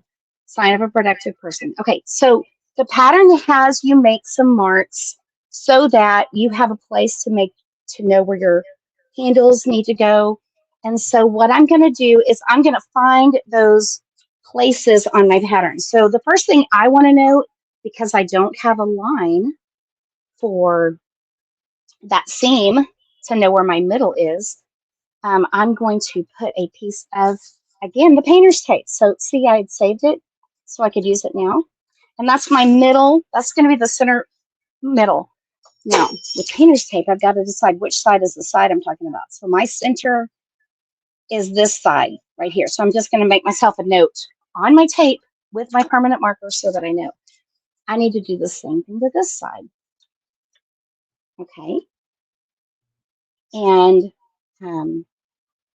it's kind of, look, I'm looking at it. So, oh, it's a little bit closer to this side. See, because I didn't put so many lines of stitching, I don't have an exact thing, but I'm going to put my tape right here, kind of where that fold is. And again, on something solid like that leaf green, I could just kind of draw on it with my fingernail or with a Hera marker or that Clover stiletto. This is my true center. So I'm going to call this is the vertical center. Okay. Now, in the pattern, she tells you where to put your markings for these other runs. And so I'm going to put my tape where it's indicated for these other places. All right. And yep, that's what I thought. Okay. So I'm going to put my tape here for this one. I need this line here. And then I'm measuring from the side of the tape, right? So it's going to look visually a little bit different because I'm going from here to here and then from here to here. Actually, let's do this because it's that side that we're measuring to, right? So there to there and there to there. So this one has to go a little closer. Oh, that is super technical measuring, right? There, fingernail. I know, you'll do it too. Don't tell me you don't. All right, and this side to this side. And then also, so there's my line for there. And then I need 2 more for where the handles end. And that is inches right here from the end. So that one's going to go here. I'm not necessarily going to go all the way across because I'm reusing some of that tape. And this one's going to go right here. And this just ensures when we do all these measurements that it's symmetrical for the sides. That way our handles are in the right place, okay? So this is that number for me right there on this side. And I'm just drawing arrows to show which side I'm measuring to, okay? So now we take our strap, and if you've measured your strap, what I need to do is I need to seam these together.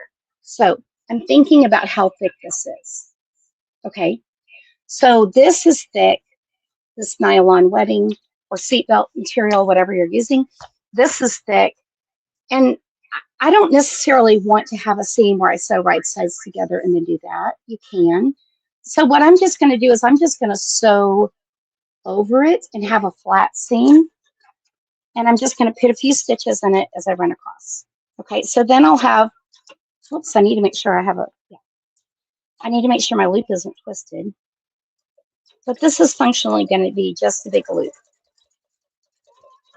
Now I could zigzag that, but because I have that straight stitch plate on, I actually can't zigzag it because I've got just a straight stitch plate. And I'd have to change the foot. Y'all don't want to see me do that again. All right, so now what I'm doing is I'm measuring everything. I'm kind of lining my handle up according to the pattern, right? And my handles are going to go on these lines that I've made, and I'm making sure that where my straps go is exactly where I've indicated, okay, that they should go. All right, and then this little seam where I had the loop, where I joined it, is going to be the center seam on the bottom. Okay, so that's why I did that. That way everything is equal.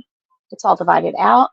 And I'm going to start putting some pins in. All right, so we haven't even used any pins yet. And normally with Cuddle, we're just pinning everything. So the first thing I'm going to do is I'm going to remove some of this tape. I don't need that anymore. So let's get that out of the way. Once we've done this part, everything else is easy peasy, I promise. This is just a little bit of math, and it's very clear in the pattern where to do everything. So follow the instructions. And that is one thing I have to say, and I'm not just saying that because Natalie's here. I love a good pattern. I love a good, well-written pattern. And so this pattern has such clear instructions that it is simple for you to pick it up, make one of these, and have a beautiful bag at the end of it. And that's the goal, right? Is to have a beautiful bag. All right, so this is the indication at the top. Now, at the top of these strap runs, I'm going to be doing a little box so that my straps are on really well. You may have seen other bag makers do this, and we're doing the same thing. We're just going to put a little box. So this indicates where our strap is. That's the top edge right here. So I'm going to put a pin where the top edge is going to be. All right. And then we're going to do this side over here. Okay, so this is my edge, and I'm going to put a pin right here. This is the top of the box. And my boxes, I'm going to try to keep all my boxes the same size, but things happen. So the nice thing is we're using Cuddle fabric, right? So we have a little bit of wiggle room. So I'm not going to stress out about it too much. Let me tear this off just to get that out of the way. And I can still kind of see my line from the tape. So I'm going to line that back up again. I've got this vertical right here that I want to keep track of. All right there. I'm going to put my pin in there just to help me know where to put my little box. I've got just a couple of pins to put in. Now, this is another case for those, these long clover flower head pins that we like, because they're long and they're strong. And I'm going through all these layers, and I want everything to be held together without bending my pins. So now what I'm going to do, after I remove all this tape, is I'm going to sew down each of these sides of the straps. Okay, so I'm going to start with a little box on each side, and I'm going to sew down those straps. It sounds silly, but we actually are almost done. All right, so let's, same thing, just like we did before. This is a little bit thicker, so listen to your machine and listen to see how it's sewing. Is it happy? Do you need to make some adjustments?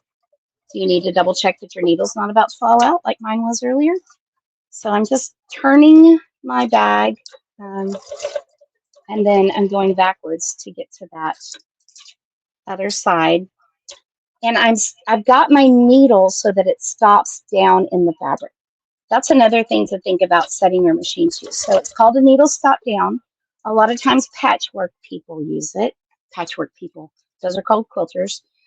They use it so they can get nice corners, but bag makers can use it too to make this part of doing their bags easily.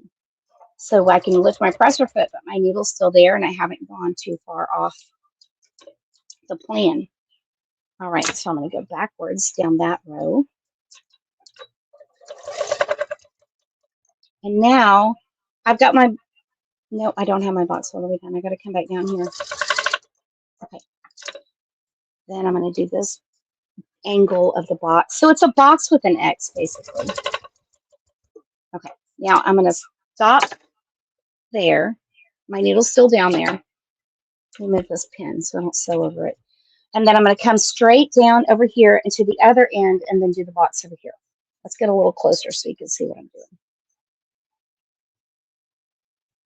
What stitch length am I using? I'm actually using that same 3.5 millimeter long stitch. Okay. So, and I took my, I have the knee hands-free system on this machine, but I took it off and then didn't put it back on. And so I put it somewhere safe. Y'all know how that is. It's safe. All right. I'll turn a little bit of an so I want to turn that off. Okay. Let's see. Oops. I just did that. I just took those pins out while I was looking at the comments.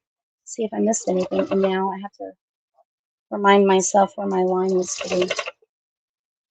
All right. So the other thing too, let me see if you can see this side yet. No. Can you see my box yet? This is my original box that I did over here, and I've got one side down there. So it adds a little bit more quilting, but my straps are nice and stable. So I'm going to go across to the other side of the strap, put my needle down at the end, and my machine's just set so the needle stays down. Okay, so I'm kind of remembering how many stitches that box was on the other side. I'm doing the same thing over there that I do over here. And I want to keep all my boxes consistent. So, you know, if your box was 7 stitches down each edge, then you'll have a nice rectangle. Just remember to do the same thing every time. Okay, that's all. And I'm just kind of spinning my fabric. Having the needle stop down makes it really easy. And I'm going to go backwards and back up to that previous corner. I have to press it now. I'm going to back up to that corner. Then come over here to this side, and I'll have to go to that other corner diagonally. And I am going to spin it all the way around and come toward me. One more stitch. And now we're ready. See, those pins were under there. Send those away so that I don't drop them. Because the last thing I want to do is step on a pin. Nobody wants that. Now we're just going to go all the way back down this side. Now that skinny little foot wants to get stuck right there. So again, my needle's down, so I can just stop, manipulate my foot a little bit to get that little flap under there. Totally fine, no big deal. This webbing is so cute. It's got little hearts. It's got a Southwest look, and of course it's a couple, so it matches my quilting cuddle, or coordinates with it really well. Okay, that is the strap done on this side. So let's do this other one really quickly. I'm going to make my box starting over here. I'm going to take my pen out because I don't want to run over the pen. It was just telling me that's where my box needs to be. There's a little bit of tape there. I'm going to get rid of that because I don't want to sew over any tape either. So that's the thing. If we're doing things differently, like using tape instead of making markings, we need to remember to take our tape out. Box. I think that was 7. Might have been 8. I'm going to go backwards to this top corner. I'm going to go down the other side of my box. I'm going to go across. Now this box is completely done. So when I come back up this next side, I can just, go all the way to the top of my box and end my thread there. All right, so I'm ready to go down this side. And I'm kind of rolling this up just to keep the bulk of it out of the way. But everything's secure with all the pins. So Nothing's going to get away from me or go crazy. Y'all know sometimes that happens. Sometimes things just go crazy. So I'm just keeping everything under control. I'm trying to. I guess control is an illusion. Okay, here's where I'm going to get up to the next box. Okay, at the top. I'm going to turn, do a box over here. I'm going to go backwards. I'm just going backwards because that's the amount of room I have right now with the camera over my shoulder. Okay, I'm going to come back this way. Then I'm going to come toward me for the other diagonal. Let's see, I already got the camera. It's kind of giving me a little hug here. The camera is. Let's see why you tilted. Okay. And then I'm going to come across the bottom. Now my box is done. So that's nice and secure. That means that the box just means that when I'm holding onto the handles, it's not going to be pulling away. My thread's not going to fail so that the whole strap comes off. That box is just like an extra security. Oh, you know what? And I already stitched down that side. So let's spin it down this way. And let's go back down the other side of the strap. Because we're actually done here once we get this one on.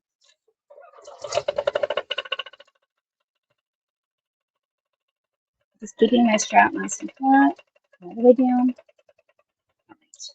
Here we go. That's the end. Oh, strap. There's more pins. I'm sure I knocked a couple on the floor. So let's see. I cut my thread. This is what it looks like from the back. Oops. Strap out under the foot. Look how cute that is. So the straps actually just added a couple of more quilting lines. You see the little box right there? Let's get it in the shadow just right. Now maybe you can see this box better. The little box right there with the X in it. That's our little box at the top of the straps. Now there's just a couple of little threads. I'm not going to worry about those right now, but if this was yours, you want to do your trimming and get all your threads, you know, tidy because we don't want to sew over those. I am done with this piece of tape. And so I'm going to go ahead and take it off. All right. So my marking, I'm done. I might use it later. Maybe not. Okay. So now our handles are on. You see how our handles are on? They're nice and straight down the middle of our bag. And we're ready to put our zipper in. So now what I need to do is I need to get ready to put my zipper in. I've already serged this edge. And for me, what I'm doing right now is I'm going to put a zipper in, but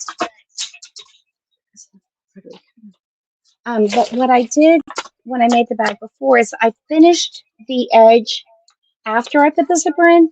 And so what I'm going to do this time is instead of finishing the edge after the zipper, I'm going to say that this is going to be good because we're going to sew the zipper in, then we're going to top stitch it down.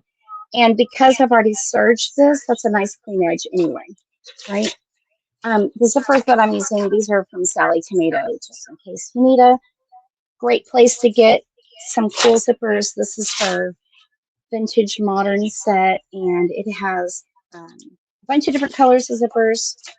I just love buying zippers like this because I get a nice assortment, and I'm going to grab a zipper pull that matches. These pulls go with these zippers, so I don't have to do any zipper math.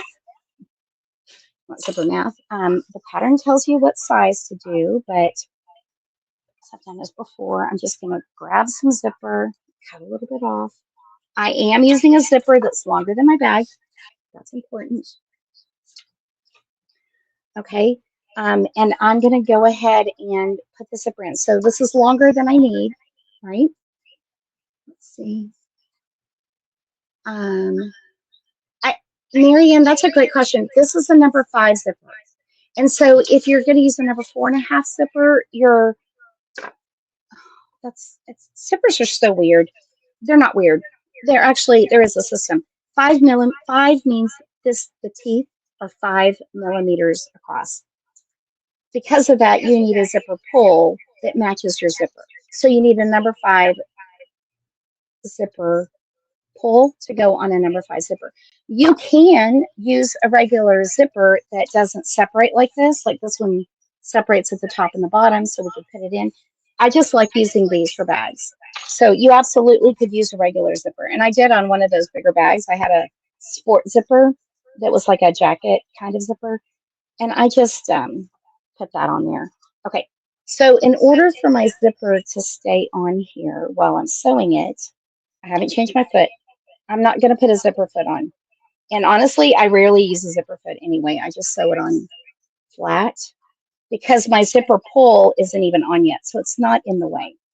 So I'm going to pin my zipper on with the edge right at the edge of the fabric. So the zipper edge matches the edge here.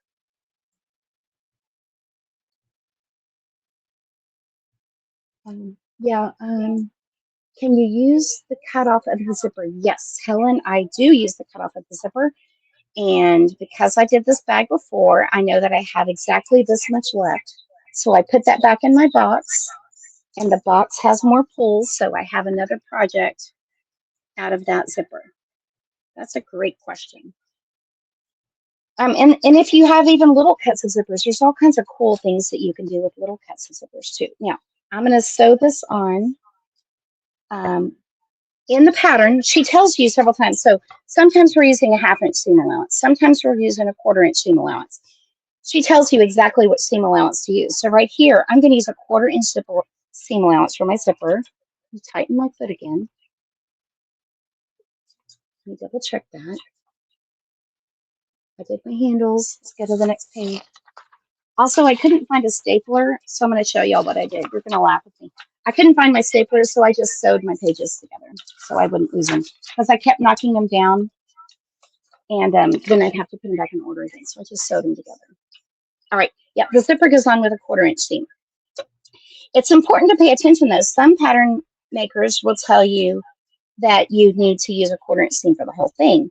I like how we have some room to use different seam allowances because we're doing different things, and I think that's really important.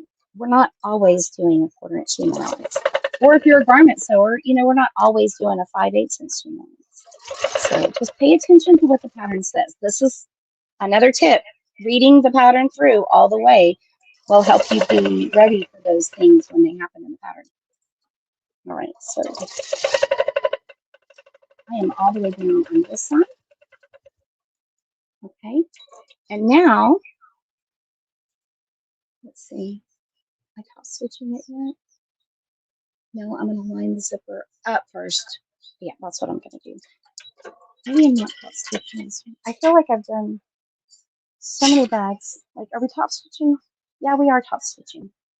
I'm double checking this. We did top stitch on that. All right. Sew the zipper, fold the panel. Yeah, we are top stitching. Okay. But we're going to sew the other side on first. And this is what I think is kind of cool. So she has you match up the other zippers so that before we've done the top stitching, everything's going to match. So I'm going to match my side seams up. And then I'm going to pin this side of the zipper to the other side of the bag. The right sides are on the inside. Oops. This pin is seeing some things. And I'm just going to pin the same way I did this side, but I want to match up my edges first because that way everything comes out right. And if there's any discrepancies in my panels from edge to edge, which y'all saw me use a rotary cutter, and a ruler, I did make an attempt to keep everything even. So it should be even, but things happen. But if we match the edges up first, then we can ease any discrepancies in. That's my disclaimer, just for people that know me and know that I'm not really a measurer. I'm an eyeballer and whacker. Eyeballing and whacker. That sounds weird. It's a thing. All right. All the talking you do is what I do. Yeah, this is my internal dialogue happening right here, live on camera. Okay. Okay, let's see. Oh, you know what? Somebody asked about double-sided tape. Yes, you could absolutely use double-sided tape. Can we talk about that for a minute? So a lot of people do like to put their zippers in with double-sided tape, and in other projects, I do too. But the way this bag goes together, and because I'm using this number 5 zipper with these wide borders on it, I have actually quite a bit of control here, and I don't mind pinning my zipper on. It works out just fine. If I felt like I was losing control, y'all know what I mean? Like when your zipper is just kind of wiggling all over the place. If I was losing control, I might go and do the double-sided zipper tape. This is something to know that when you use that tape, you want to make sure that the kind you get doesn't come up the needle because it can happen. And so look at it carefully because not all double-sided tape is created equal. Okay. Yeah, you could also use the clips too. And then this is the part where in the pattern she says that you would need to finish this edge by sewing the edge of the zipper to the fabric and just making it nice and tidy. You could use the zigzag. I used the serger yesterday. You do want to trim all your threads. This is actually very nicely finished, and so I'm happy with it. The only thing that I'm going to trim is I'm going to trim off some of these serger tails. Okay, that tail got caught in there. I'm not trimming them so that they get all sometimes the needle threads, they can come unraveled. I'm not trimming that closely. And actually what I'm doing here is I am finding the one thread to roll them all. And when I tighten that one thread, it kind of pulls it all in and tightens it up and neatens it up a little bit. So I'm going to find that one thread in all of these seams just to kind of tighten it up, make a little knot, get it out of the way. And that way I don't have all these threads caught in the sides of my bags either. Also, y'all know the whole thing about when you've bought a shirt and then these little serger tails are sticking out in the seam. That drives me crazy. It just means they were going fast or it was made in a factory. It's fine. There's nothing wrong with that. It just makes me crazy. All right. Helen, you lose control every time you sit at your machine. You know what? This is I'm a control freak, and so I feel like every time I'm at my machine, I'm finally in control of something in my life. All right, so now it's time to unzip our zipper and do some top stitching. Okay, before I unzip my zipper all the way, I'm going to look at my zipper, and this end's a little bit more open. I'm going to put a little locking stitch to lock my zipper teeth so that when I unzip my zipper all of the way, I don't unzip it all of the way and then have to put my little piece of hardware back on. Okay, that's probably the most important tip I could give you is lock your little tail. Now I'm going to put my little zipper pull on, put it in one side, put it in the other side. Once I do this, then I can unzip my zipper all the way. If you're using a pre-made zipper that already has the pull on it, then you're good.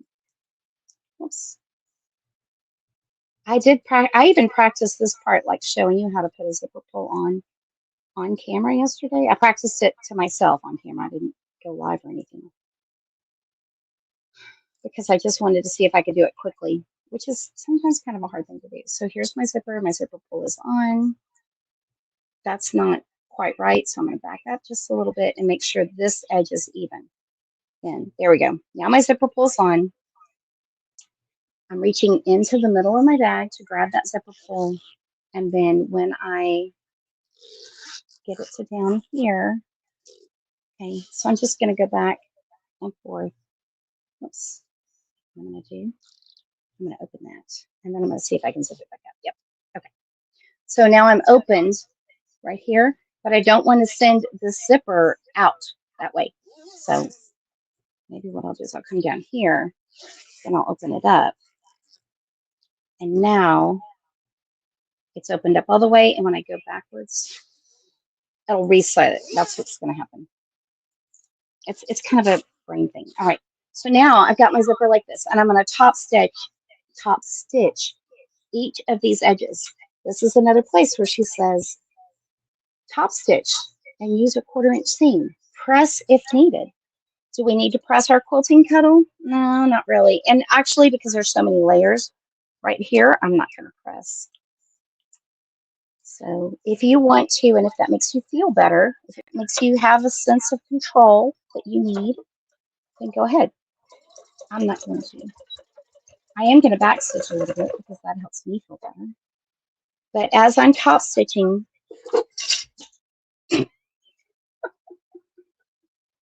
as we're top stitching and knocking down the camera, y'all, okay. As we're top stitching, we're going to avoid hitting the camera and we are going to sew down the seam. Let me get over a little bit closer. We saw the whole thing now. At least my dog didn't run in. Okay. I know on my foot where 1/4 inch is. So also you want to get to know your machine. Find out where your feet, do they have a marking on them that tells you where 1/4 inch is or where 1/8 inch is? Like, do you have markings on your needle plate that you could use to line these things up with? All of those little details will help you be a better sewing person. I was going to say sewer, but that looks weird when you write it out. So a sewist or a sewing person. All those little details of like knowing where your 1/4 inch seam is and knowing where 1/8 inch is as it relates to where the needle's coming down and the size of your foot. All of those little details will help. Okay. So it's worth it to get out your manual or spend time with the users group or even taking the new machine users class at your dealer if you have one of those. I do know, remember somebody earlier said they lived in a quilting wasteland or quilting desert and they didn't have that.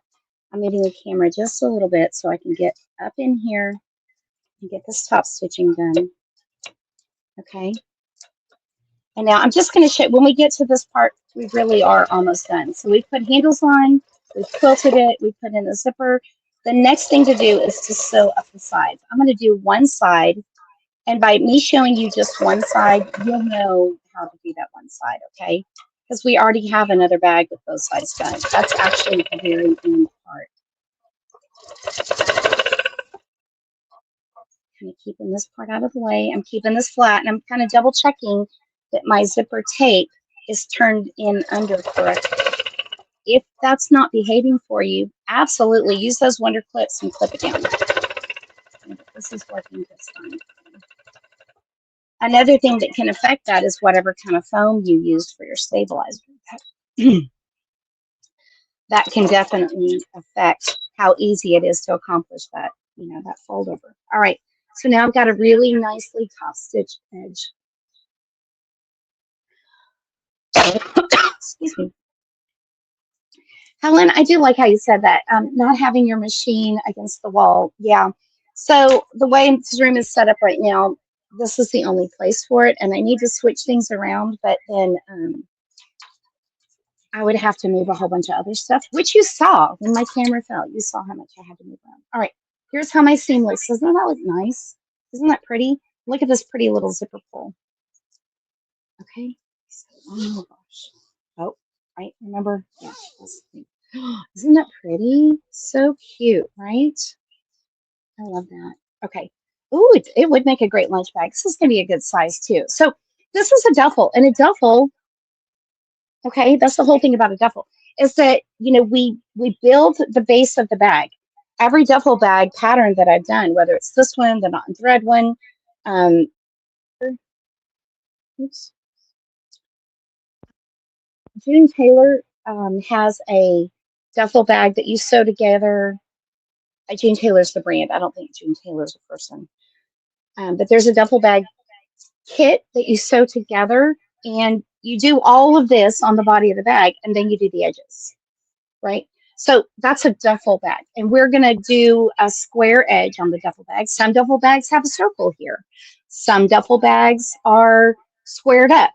This one is so clever because it's like a box bag, right? Get this all turned out because I turned it right side up.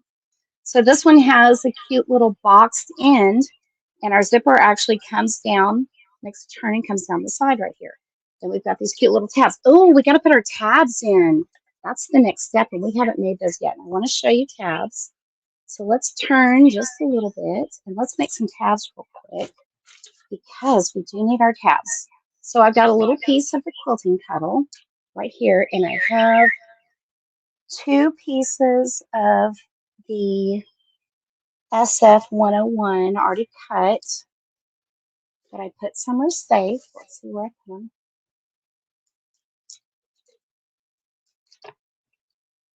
You know what? We'll just cut off some new pieces of SF 101, right?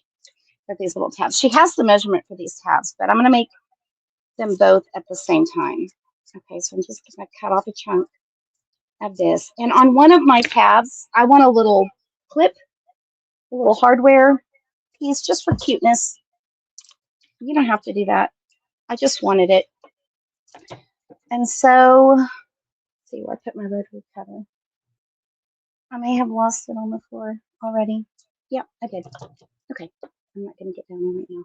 I'm just going to cut a strip that is the width of the little piece of hardware that I'm going to use. Okay, if I was using the same material that I did for the straps, then it would be the same as the straps. And you may not want your straps to be this thick. You may want skinnier straps. And if you do, that's quite all right. Your straps, your world. It's like a Bob Ross things. Happy little straps, happy little trees. Okay, I need to get my mat back so I can iron without marring my cutting mat. I may not be able to do that. So I'm going to do this instead. So we're pretending that I'm ironing because I think my mat. Oh, I know where my mat is. I'm sitting on it. Let's get it. All right, here's our mat. Is our iron on? Iron went off too. So let's put it on. Let's turn it on. I do like how this turns off when it's not being used. All right, so I've got my quilting cuddle for my straps, and I've got my skinny little piece right here. And while that warms up, I'm just going to put this piece of SF 101 right in the middle of this piece of cuddle that I cut for those little tabs. Now, remember, cuddle stretchy, so it's stretching. When I apply the SF 101, that does not stretch. So now my fabric will not stretch. Okay. Pretend to iron. Yeah, my whole life is pretending to iron. Okay, that should be hot enough right now. So I'm just going to press this on, and I'm pressing. I'm not ironing back and forth. I'm just pressing that, letting the adhesive on the SF1 really bond with the fabric. Now, after this is done, I am going to turn off the iron because I forget. And the last thing that I want to do is leave my iron on. There we go. It's off. We're bonded. Out of the way. Make sure it's not going to fall off. Okay, so now, look, you can actually see right here, this side is still stretchy. This side is not. Isn't that cool? So fun. Okay, so now I could press here, but I'm not. I'm going to just make a little strap like this, right? I'm actually going to cut this a little bit tinier. Oh, there's my rotary right there. We can move that now. The question is later, am I going to be able to get out of this room with all the things that I've thrown on the floor? We don't know. We do not know yet. So I'm going to cut alongside of this edge just to straighten it up so I don't have a whole lot of bulk in there. I could get a ruler. That would be the responsible thing to do. But we've already shown this is not responsible sewing. Right. Irresponsible sewing. That could be the name of the. There we go. All right. There's my strap piece. And now I'm going to fold over these little edges. And because Cuddle doesn't fray. Okay. So I don't have to tuck this under. If I tuck this under or had to turn it wrong side out, that's just a lot of trouble. I don't have to do that because Cuddle fabric doesn't fray. So I'm simply going to fold one edge over the other, put a little pin in it, and then sew it down. And that's going to be good enough for this little strap. If my fabric was fabric that frayed, I might want to treat it differently. And I might want to make a full, right sides together, sew it down, and then turn it right side out. But I'm using Cuddle, so I don't have to do all that. And now this is a nice, durable little strap, or it will be in a second, that's not going to stretch, and it's going to be nice and thin and easy to sew over when I'm sewing the sides of my bag in. Okay, so I'm just sewing these edges. And I did not measure, but I'm about 1/4 of an inch from each side. Okay, I'm going to go across here, double check that my fold right there, go back a little bit. All right, and then come down this side. And I'm just keeping it consistent all the way down.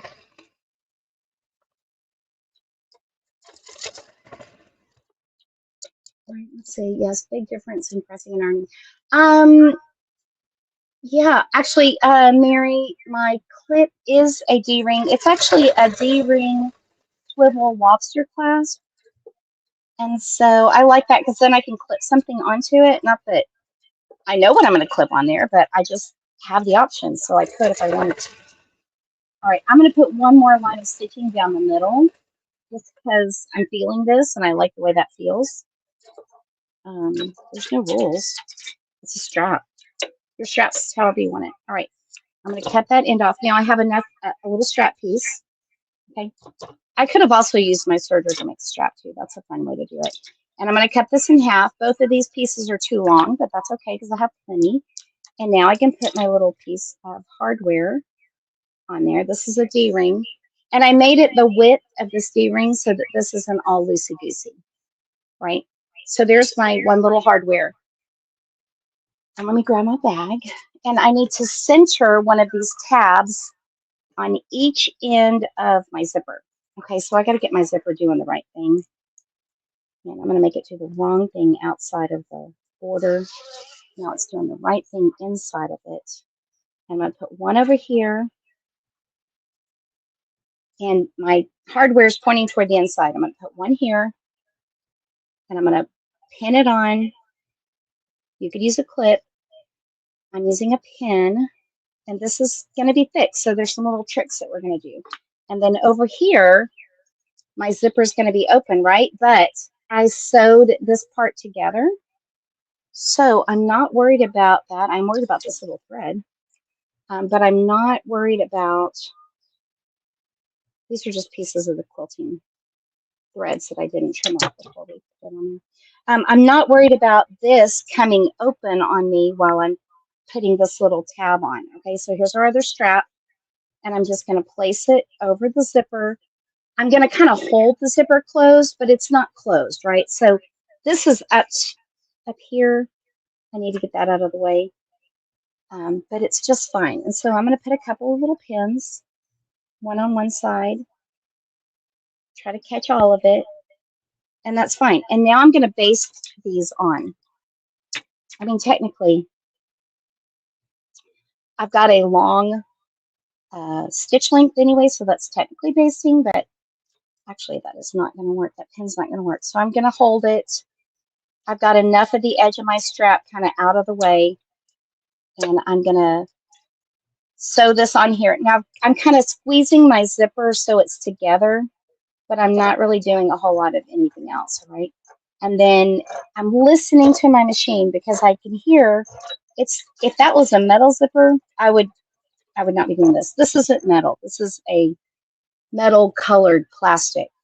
Okay. So the needle is going to slip between those pieces of plastic and it's not hitting metal. If I had any metal bits on it, I would definitely be a lot more careful. But this isn't metal, it's just metal colored plastic. Okay, now I'm getting the back piece kind of out of the way. I'm folding it up under there, and I'm going to baste the strap on right there at the edge. Do you hear how that's kind of putting a little bit of stress on the machine? It's okay. It's totally cool. It just went right through it. If you have an industrial machine, a lot of people have an industrial for bag making. Those are really great. They have a little bit more power in the motor. But you can definitely do this with your home sewing machine. Not a problem at all. All right. Now my little straps are on. You see how cute this is already? looking great. Think you'll need to change needles with all these layers. I don't think I will, but we'll see. And just in case we do, let me just show you this little goodie up here. So what I have is this, it's called a My Pad from Schmetz. And so when I'm not done with the needle, like I've only done part of a project or just a little seam here and there, I just stick my used but not done needles in here so I can use them again until they're done. Does that make sense? This is a great little tool. And I just keep it hanging on the wall behind my machine, so I can just pop one in there. All right. Next thing, let's look at the pattern and see what the next thing to do is. Now we've got our edges. So I think, yep, the next thing to do is to turn it right side in. All right, and now we're ready to sew our edges together. All right, let's see. All right, here's the inside. It looks so pretty on the inside too. Y'all, I love it when a bag looks good on the inside. And sometimes we may look at a project and we may tell people, well, don't look at the inside. That's totally fine. And honestly, people shouldn't be looking on the inside. But if you're proud of the inside of that, you just go on. It's totally cool. That looks really great. I love that. So now we're going to squish the sides flat. Okay, so I've got the middle of the top where the zipper is and the middle of the bottom. Now, remember I had that piece of tape there. The other thing that I could have done if I was doing my directional fabrics, so the nap went the same way down both sides, I would have had a seam right there in the center bottom. Okay, but because I didn't have a seam, I'm going to make a little mark where the center is right on the edge of my cuddle. You see that little red mark I just made? I'm going to do the same thing on this side. Just so that I've got the center marked, it gives me a place to aim for when I'm lining those teeth up so that when I sew it, it's even on both sides. Because I don't want a bag where the zipper's like whack-a-doodle. I want everything to match up nicely. All right, so now what I'm going to do is I'm going to sew both of these sides. And again, here's another place where she says, now we're going to do a 1/2 inch seam allowance. So 1/2 inch for me. I have a marking on my plate, my needle plate. So I'm going to line that marking on the plate up with the edge of my fabric. And this is a little tip for you. If you're new to sewing, or just as a reminder, when we're sewing, what is happening with our needle is not really the place we should be looking at.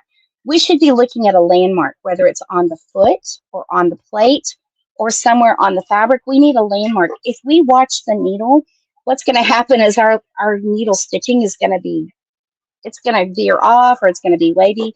So let's watch a landmark, like somewhere on the plate or somewhere on the foot instead. And I do that with my sewing machine as well as with my serger. With my serger, a lot of times the landmark is my knife, right? Because that's the business end of the serger. And that's where things can happen if we're not careful. So I'm watching the knife. I want to see what, are any pins going toward the knife? Anything dangerous happening there? Almost to the edges. I'm going to back stitch a little bit. Okay, there's one side, nice and flat. And then we do the other side, nice and flat. Do you have to put the straps on that way? Well, Shawnee, you don't have to, but that's the way this pattern says to. So because I'm not good at following a pattern, I might have made some bags before and sewed things together before I had the straps on, and then I had to do some unsewing. And if you don't like unsewing, then you might want to pay attention to that. So you don't have to put straps on like that. There's other bag patterns that have straps on a different way. I do like this because it means you have really, this is a really nice finish. The straps are on there. They wrap all the way around. It gives the bag a little bit more structure and strength. So that's it's a really nice way to put straps on. But no, you don't have to do it that way. It's just the way this pattern says to do it. And the knot and thread duffel is the same way. All right, did y'all hear that? So I'm going to be very careful as I go over these teeth right here, because we're going through a lot of layers. I'm going through my zipper. I'm going through that little tab. I'm going through the quilt sandwich. I've got some of my serger stitching. I've got a lot going on here. So if my machine gives me an error, which it didn't right here, but it might later, and I'm going to pay attention to that. If it gives me an error, then I'm going to use the hand wheel, turn the machine, turn the hand wheel toward me and kind of walk over those bulky areas. Right here, I'm okay, but it might happen in a little bit. So I just want us to be aware that that's something that can happen. I don't want to stress the motor out on my machine. This machine has a great motor. I'm not worried about that. But if I was, I would definitely be working to keep that together. Okay, y'all, we actually are almost done. Okay, so now the pattern tells us to cut out a little piece. And I need to find my tiny little ruler that I brought over here. And with this tiny little ruler, I'm going to draw a little box on each side. So y'all know how to box a bag, right? But the pattern tells us what size of box we need. And so we measure our box from that seam we just sewed. So I've got my measurements. I'm going to mark it on this side with my Sharpie. I'm just going to draw right on my fabric, and I'm going to draw the little size box that it says. All right, so I just drew my box on there. I'm going to do the same thing for all four corners. And I'm just keeping the measurements on the fold and then on the seam. Okay, that way it turns out right. So my boxes will be the same on all four corners. And I'm just giving it a little bit extra there. You could use a black Sharpie if you need to. I just happen to have this magenta one right here. See? I just wrote right on my fabric. This is a couture technique. Don't be afraid to write on your fabric. That's how, if you've ever had something ruined that was very fancy and you looked on the seam allowance inside, those one at a time garments are written all over on the inside. That's high fashion, not cheating. Okay. Now, we don't want to use a rotary cutter to cut these. We need to use scissors. So let me grab my scissors and we'll cut those little corners out. She specifically says not to use your rotary cutter. And I could see how easy it would be to just kind of go in there with a rotary and then you go a little too far and then your bag's kind of a little whack. Now, I didn't notice this yesterday when I was sewing on it, but she says if your seam starts coming apart here because we cut out this box, then just go over it again. I think because I'm using the bonded polyester, I don't think anything's going to happen, but I'm kind of paying a little bit of attention just to make sure. All right, I'm going to cut out all four corners, and then I have these little corners to throw away. This really is a very efficient way to make a bag. I'll tell you that. And if your scissors, if you find when you're using scissors, you see how these are kind of slipping as I cut? These scissors do not have a serrated edge. On the materials list, I suggested that you use micro serrated scissors, which we always do when you're using Cuddle fabric, because a micro serrated scissor is going to grab and bite the fabric. It's not going to slip out like regular shears or regular scissors will. And I love these scissors. They're just not the right ones for this. The right ones are packed up because, you know, all those classes that we showed you earlier, I'm leaving for 1 in the morning and mine are packed up. Oh, wait. You know what? I put my scissors up and I have one more corner to cut off. So these aren't the right scissors. They'll do the job, but you can kind of see how they're slipping. That's what happens when you don't use a micro serrated edge. All right, let's cut that guy out. All right, all done with those. They're gone. And now what we're going to do is we're going to put a little facing on this edge. So because I'm using like scraps, this is just a little scrap of Cuddle. Depending on what size pattern you were using, what size, whether it was a simple mini or the mama or the baby, she'll tell you to cut off a chunk. I did not do that. You saw me not do that. But I was prepared ahead with another scrap of the Stonewash Quilting Cuddle. And so the Stonewash Quilting Cuddle, I'm going to bind this flat now with that. I'm going to do that on both these sides, and then we're going to box the corners. So the way I'm going to do this is I'm going to go over this edge again, both of these. And so I'm listening for, is my machine happy? Okay, that's the most important thing right now. Is the machine happy? Maybe I need to go up a needle size, or maybe I need to walk it manually by turning the handle myself. Let's see. We may be just fine. I am going to pull my thread out just a little bit because I don't want to lose that on here. See, you can tell it's thick. Now this is another part too where I love using Quilting Cuddle as the binding because it has a little bit of stretch. So I can kind of stretch this in the same way that you can bend a little bit of bias binding, right? So I can kind of stretch this just a little bit if I need to and go over those places and make a nice tidy binding. All right, so that's on. Here's part of my zipper. I'm going to cut that bad boy off. And that's where we had sewed it together, remember? So now it's all sewn in there several times, actually, so it's fine. I've got that binding part, and now I'm just going to roll over the edge of Quilting Cuddle, and I'm going to sew that down. I have a little bit extra, so I can pull it and kind of tuck everything in there. You could also trim some of this bulk out if you want to. I might get that even. I don't know where those pieces went. They just flew off. But I'm going to do the same thing, and I'm going to sew over it right now. And I'm going to try to hit that same seam, so it's kind of like stitching in the ditch, but I'm doing it from the other side. Actually, we could do that. Let's do it from this side, and let's stitch that in the ditch. Okay, that'll be nice and tidy. I'm going to back stitch just a little bit. And this is the place where using the Quilting Cuddle, it's so nice. Okay, right on it. Because it stretches just a little bit, and I can get a beautiful finish. Okay. The other thing too, remember I told you it doesn't fray. So this side that's stitched down, now I can just cut that off because it's not going to fray. I'm cutting close. I'm not cutting right at the seam. I'm just cutting close. All right. I can clean that up a little bit better in a minute, but that's great. Now it's bound right there. Isn't that nice? So nice. Okay, now we're going to box this edge. I should do the other side, but I'm not going to do it right now. So in order to box the corner, what we do is we're going to do a French seam on these corners. This is so brilliant. Y'all, this is why this pattern is great. You're going to want the pattern just so that you can learn to do the French seams. So for doing the French seams, I'm going to work from the outside of the bag, and I'm going to sew that one of those little boxes down. Is that right? Yeah. I left the pattern over there, so I'm not even looking at it. I just remember reading this over and over again because it was such a brilliant thing. So I've got this sewn it to the right side.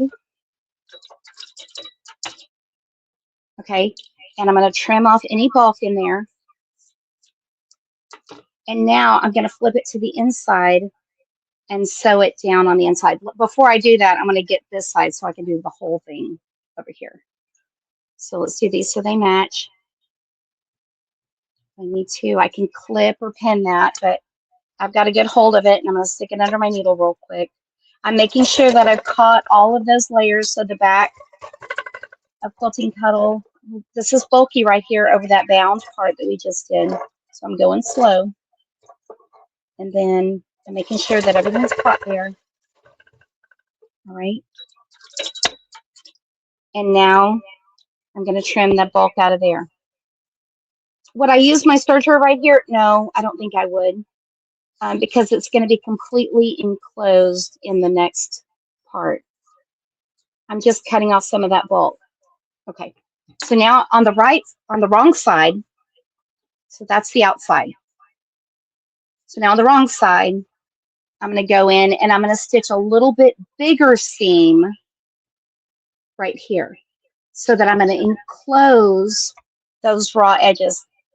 It's a French seam on the corners of a box bag. It's brilliant. Natalie, you're a genius. I love this so much. Oh, there's a part. Did you see that? Okay, so that was bulky, and my machine was like, nope, I'm not going to do it. So now I've got to tell my machine, it's okay, it's okay. Here, hold in your hand. That was a lot to go through right there. But it's okay. So I'm going to raise my presser foot. It resets my machine. And before I keep stitching, I'm just going to make sure that it's not struggling. Okay, it's fine. It's fine. Sometimes they just need to be told they're okay. I mean, sometimes it is you. But all right, so there's one of those done. Let's do this one over here on this side, and then we'll have this whole side completely done. Because what we have now, after we get these 2 French seams done, oops, you can't see that. Get that out of the way. So this is the inside of the bag. This is the outside.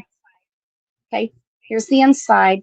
I'm poking that out really good. I've got long fingernails, so I'm using my fingernails to do that. But if you need to use another tool, you could use one of those, not the stiletto side, a rounded part, pencil eraser or something, just to poke those out really good. And I'm pinching it nice and flat, and I'm going over the edges. Somebody said use a a humper jump. Yep, that would be a good thing too, because it's just real thick right there. Oh my goodness, I love this so much. See, I didn't have a problem going over there. It was like, okay, I'll do it. I'll do it. There we go. There's the other French seam. Oh, I caught some of this fuzz. Oh, it just came off. I sewed over a little piece of scrap. I'll tell you what, though, sewing over a little piece of scrap is way better than sewing over your mat, because I did that too one day. Don't ask. It was not pretty. It was actually with that pink duffel bag right over here. All right, so this is what the inside looks like. When you do the other side, it looks the same way. And when you turn it right side out, are y'all ready? Y'all look at this. Okay, so I just have this side done.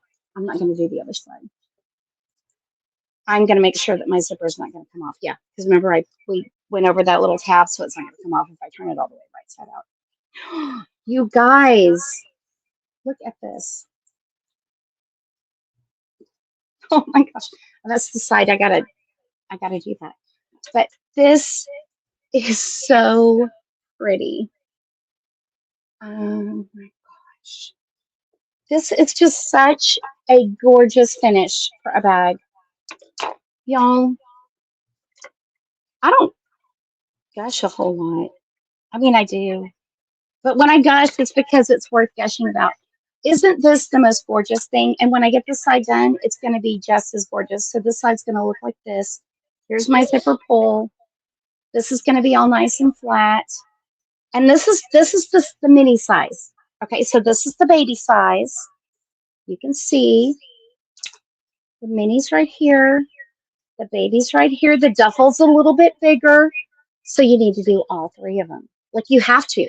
So you want to get the mini duffel pattern, and then you want to get the add-on for the mama and the baby versions.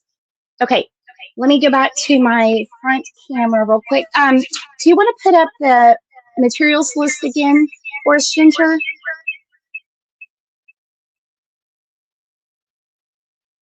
Let's see. You know what? Let's just do this. I'll just come to this camera. They may both have been gone. So there we are. There's the materials list. I'm going to put that one over there. So our, nope, the other one. This is our classes. We've got classes coming up. If you didn't get a screenshot yet, get a screenshot of it.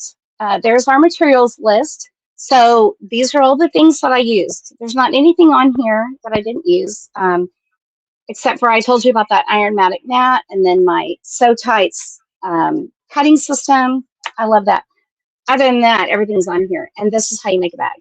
And Quilting Cuddle just makes the most gorgeous bags that I've ever seen in my life. I mean, they're soft, they're durable, they're easy to take care of, and they're just wonderful. So, and we did it, y'all. We did it. We did it. If I hadn't been yapping, this would have only taken an hour, okay? Because I was yapping the whole time. We've got winners here. So here's our winners for today. You win a Quilting Cuddle Fat Quarter Pack. Amy Lower, Myra Sattler, and Lele Lakes. So what we'd like you to do is to send your info to info@shannonfabrics.com. Be sure to put your name and your shipping info and your phone number into the email, and then in the subject of that email, write live stream winner. So we are so happy that you joined us today. Thank you for sticking with us even through the crazy things that happened. And please let us know if you get to make a duffel bag out of Quilting Cuddle or regular C3 Cuddle or even Lux Cuddle. We would love to see it, and we'd love for you to join the I Love Cuddle Fabric Facebook group so that you can show off the things that you make. Just a reminder, when you're in the I Love Cuddle Facebook group, that there are ambassadors all over the country in that group, and we are there to answer your questions. So if you get stuck and you need help with a cuddle project, there's somebody there pretty much all day and all night, and we'd love to help you out. Um, Check out our classes too. Go to the I Love in the Shannon Fabrics page. You can go down to classes and events, and you can see where we're going to be teaching. And we want to invite you to join us next week, because every Tuesday at 10:30 Pacific, 12:30 Central, 1:30 Eastern time, we do videos like this, whether we're doing a tutorial or we're talking about new fabric or we're just yapping about cuddle fabric. We'd love for you to join us. So thanks so much for hanging out with me today. And I hope to see your duffels. Go make some and then post it in the I Love Cuddle fabric group. We know you've got cuddle. Find some quilting cuddle and use that too. So thank you so much for tuning in. We will see you next time. Happy sewing.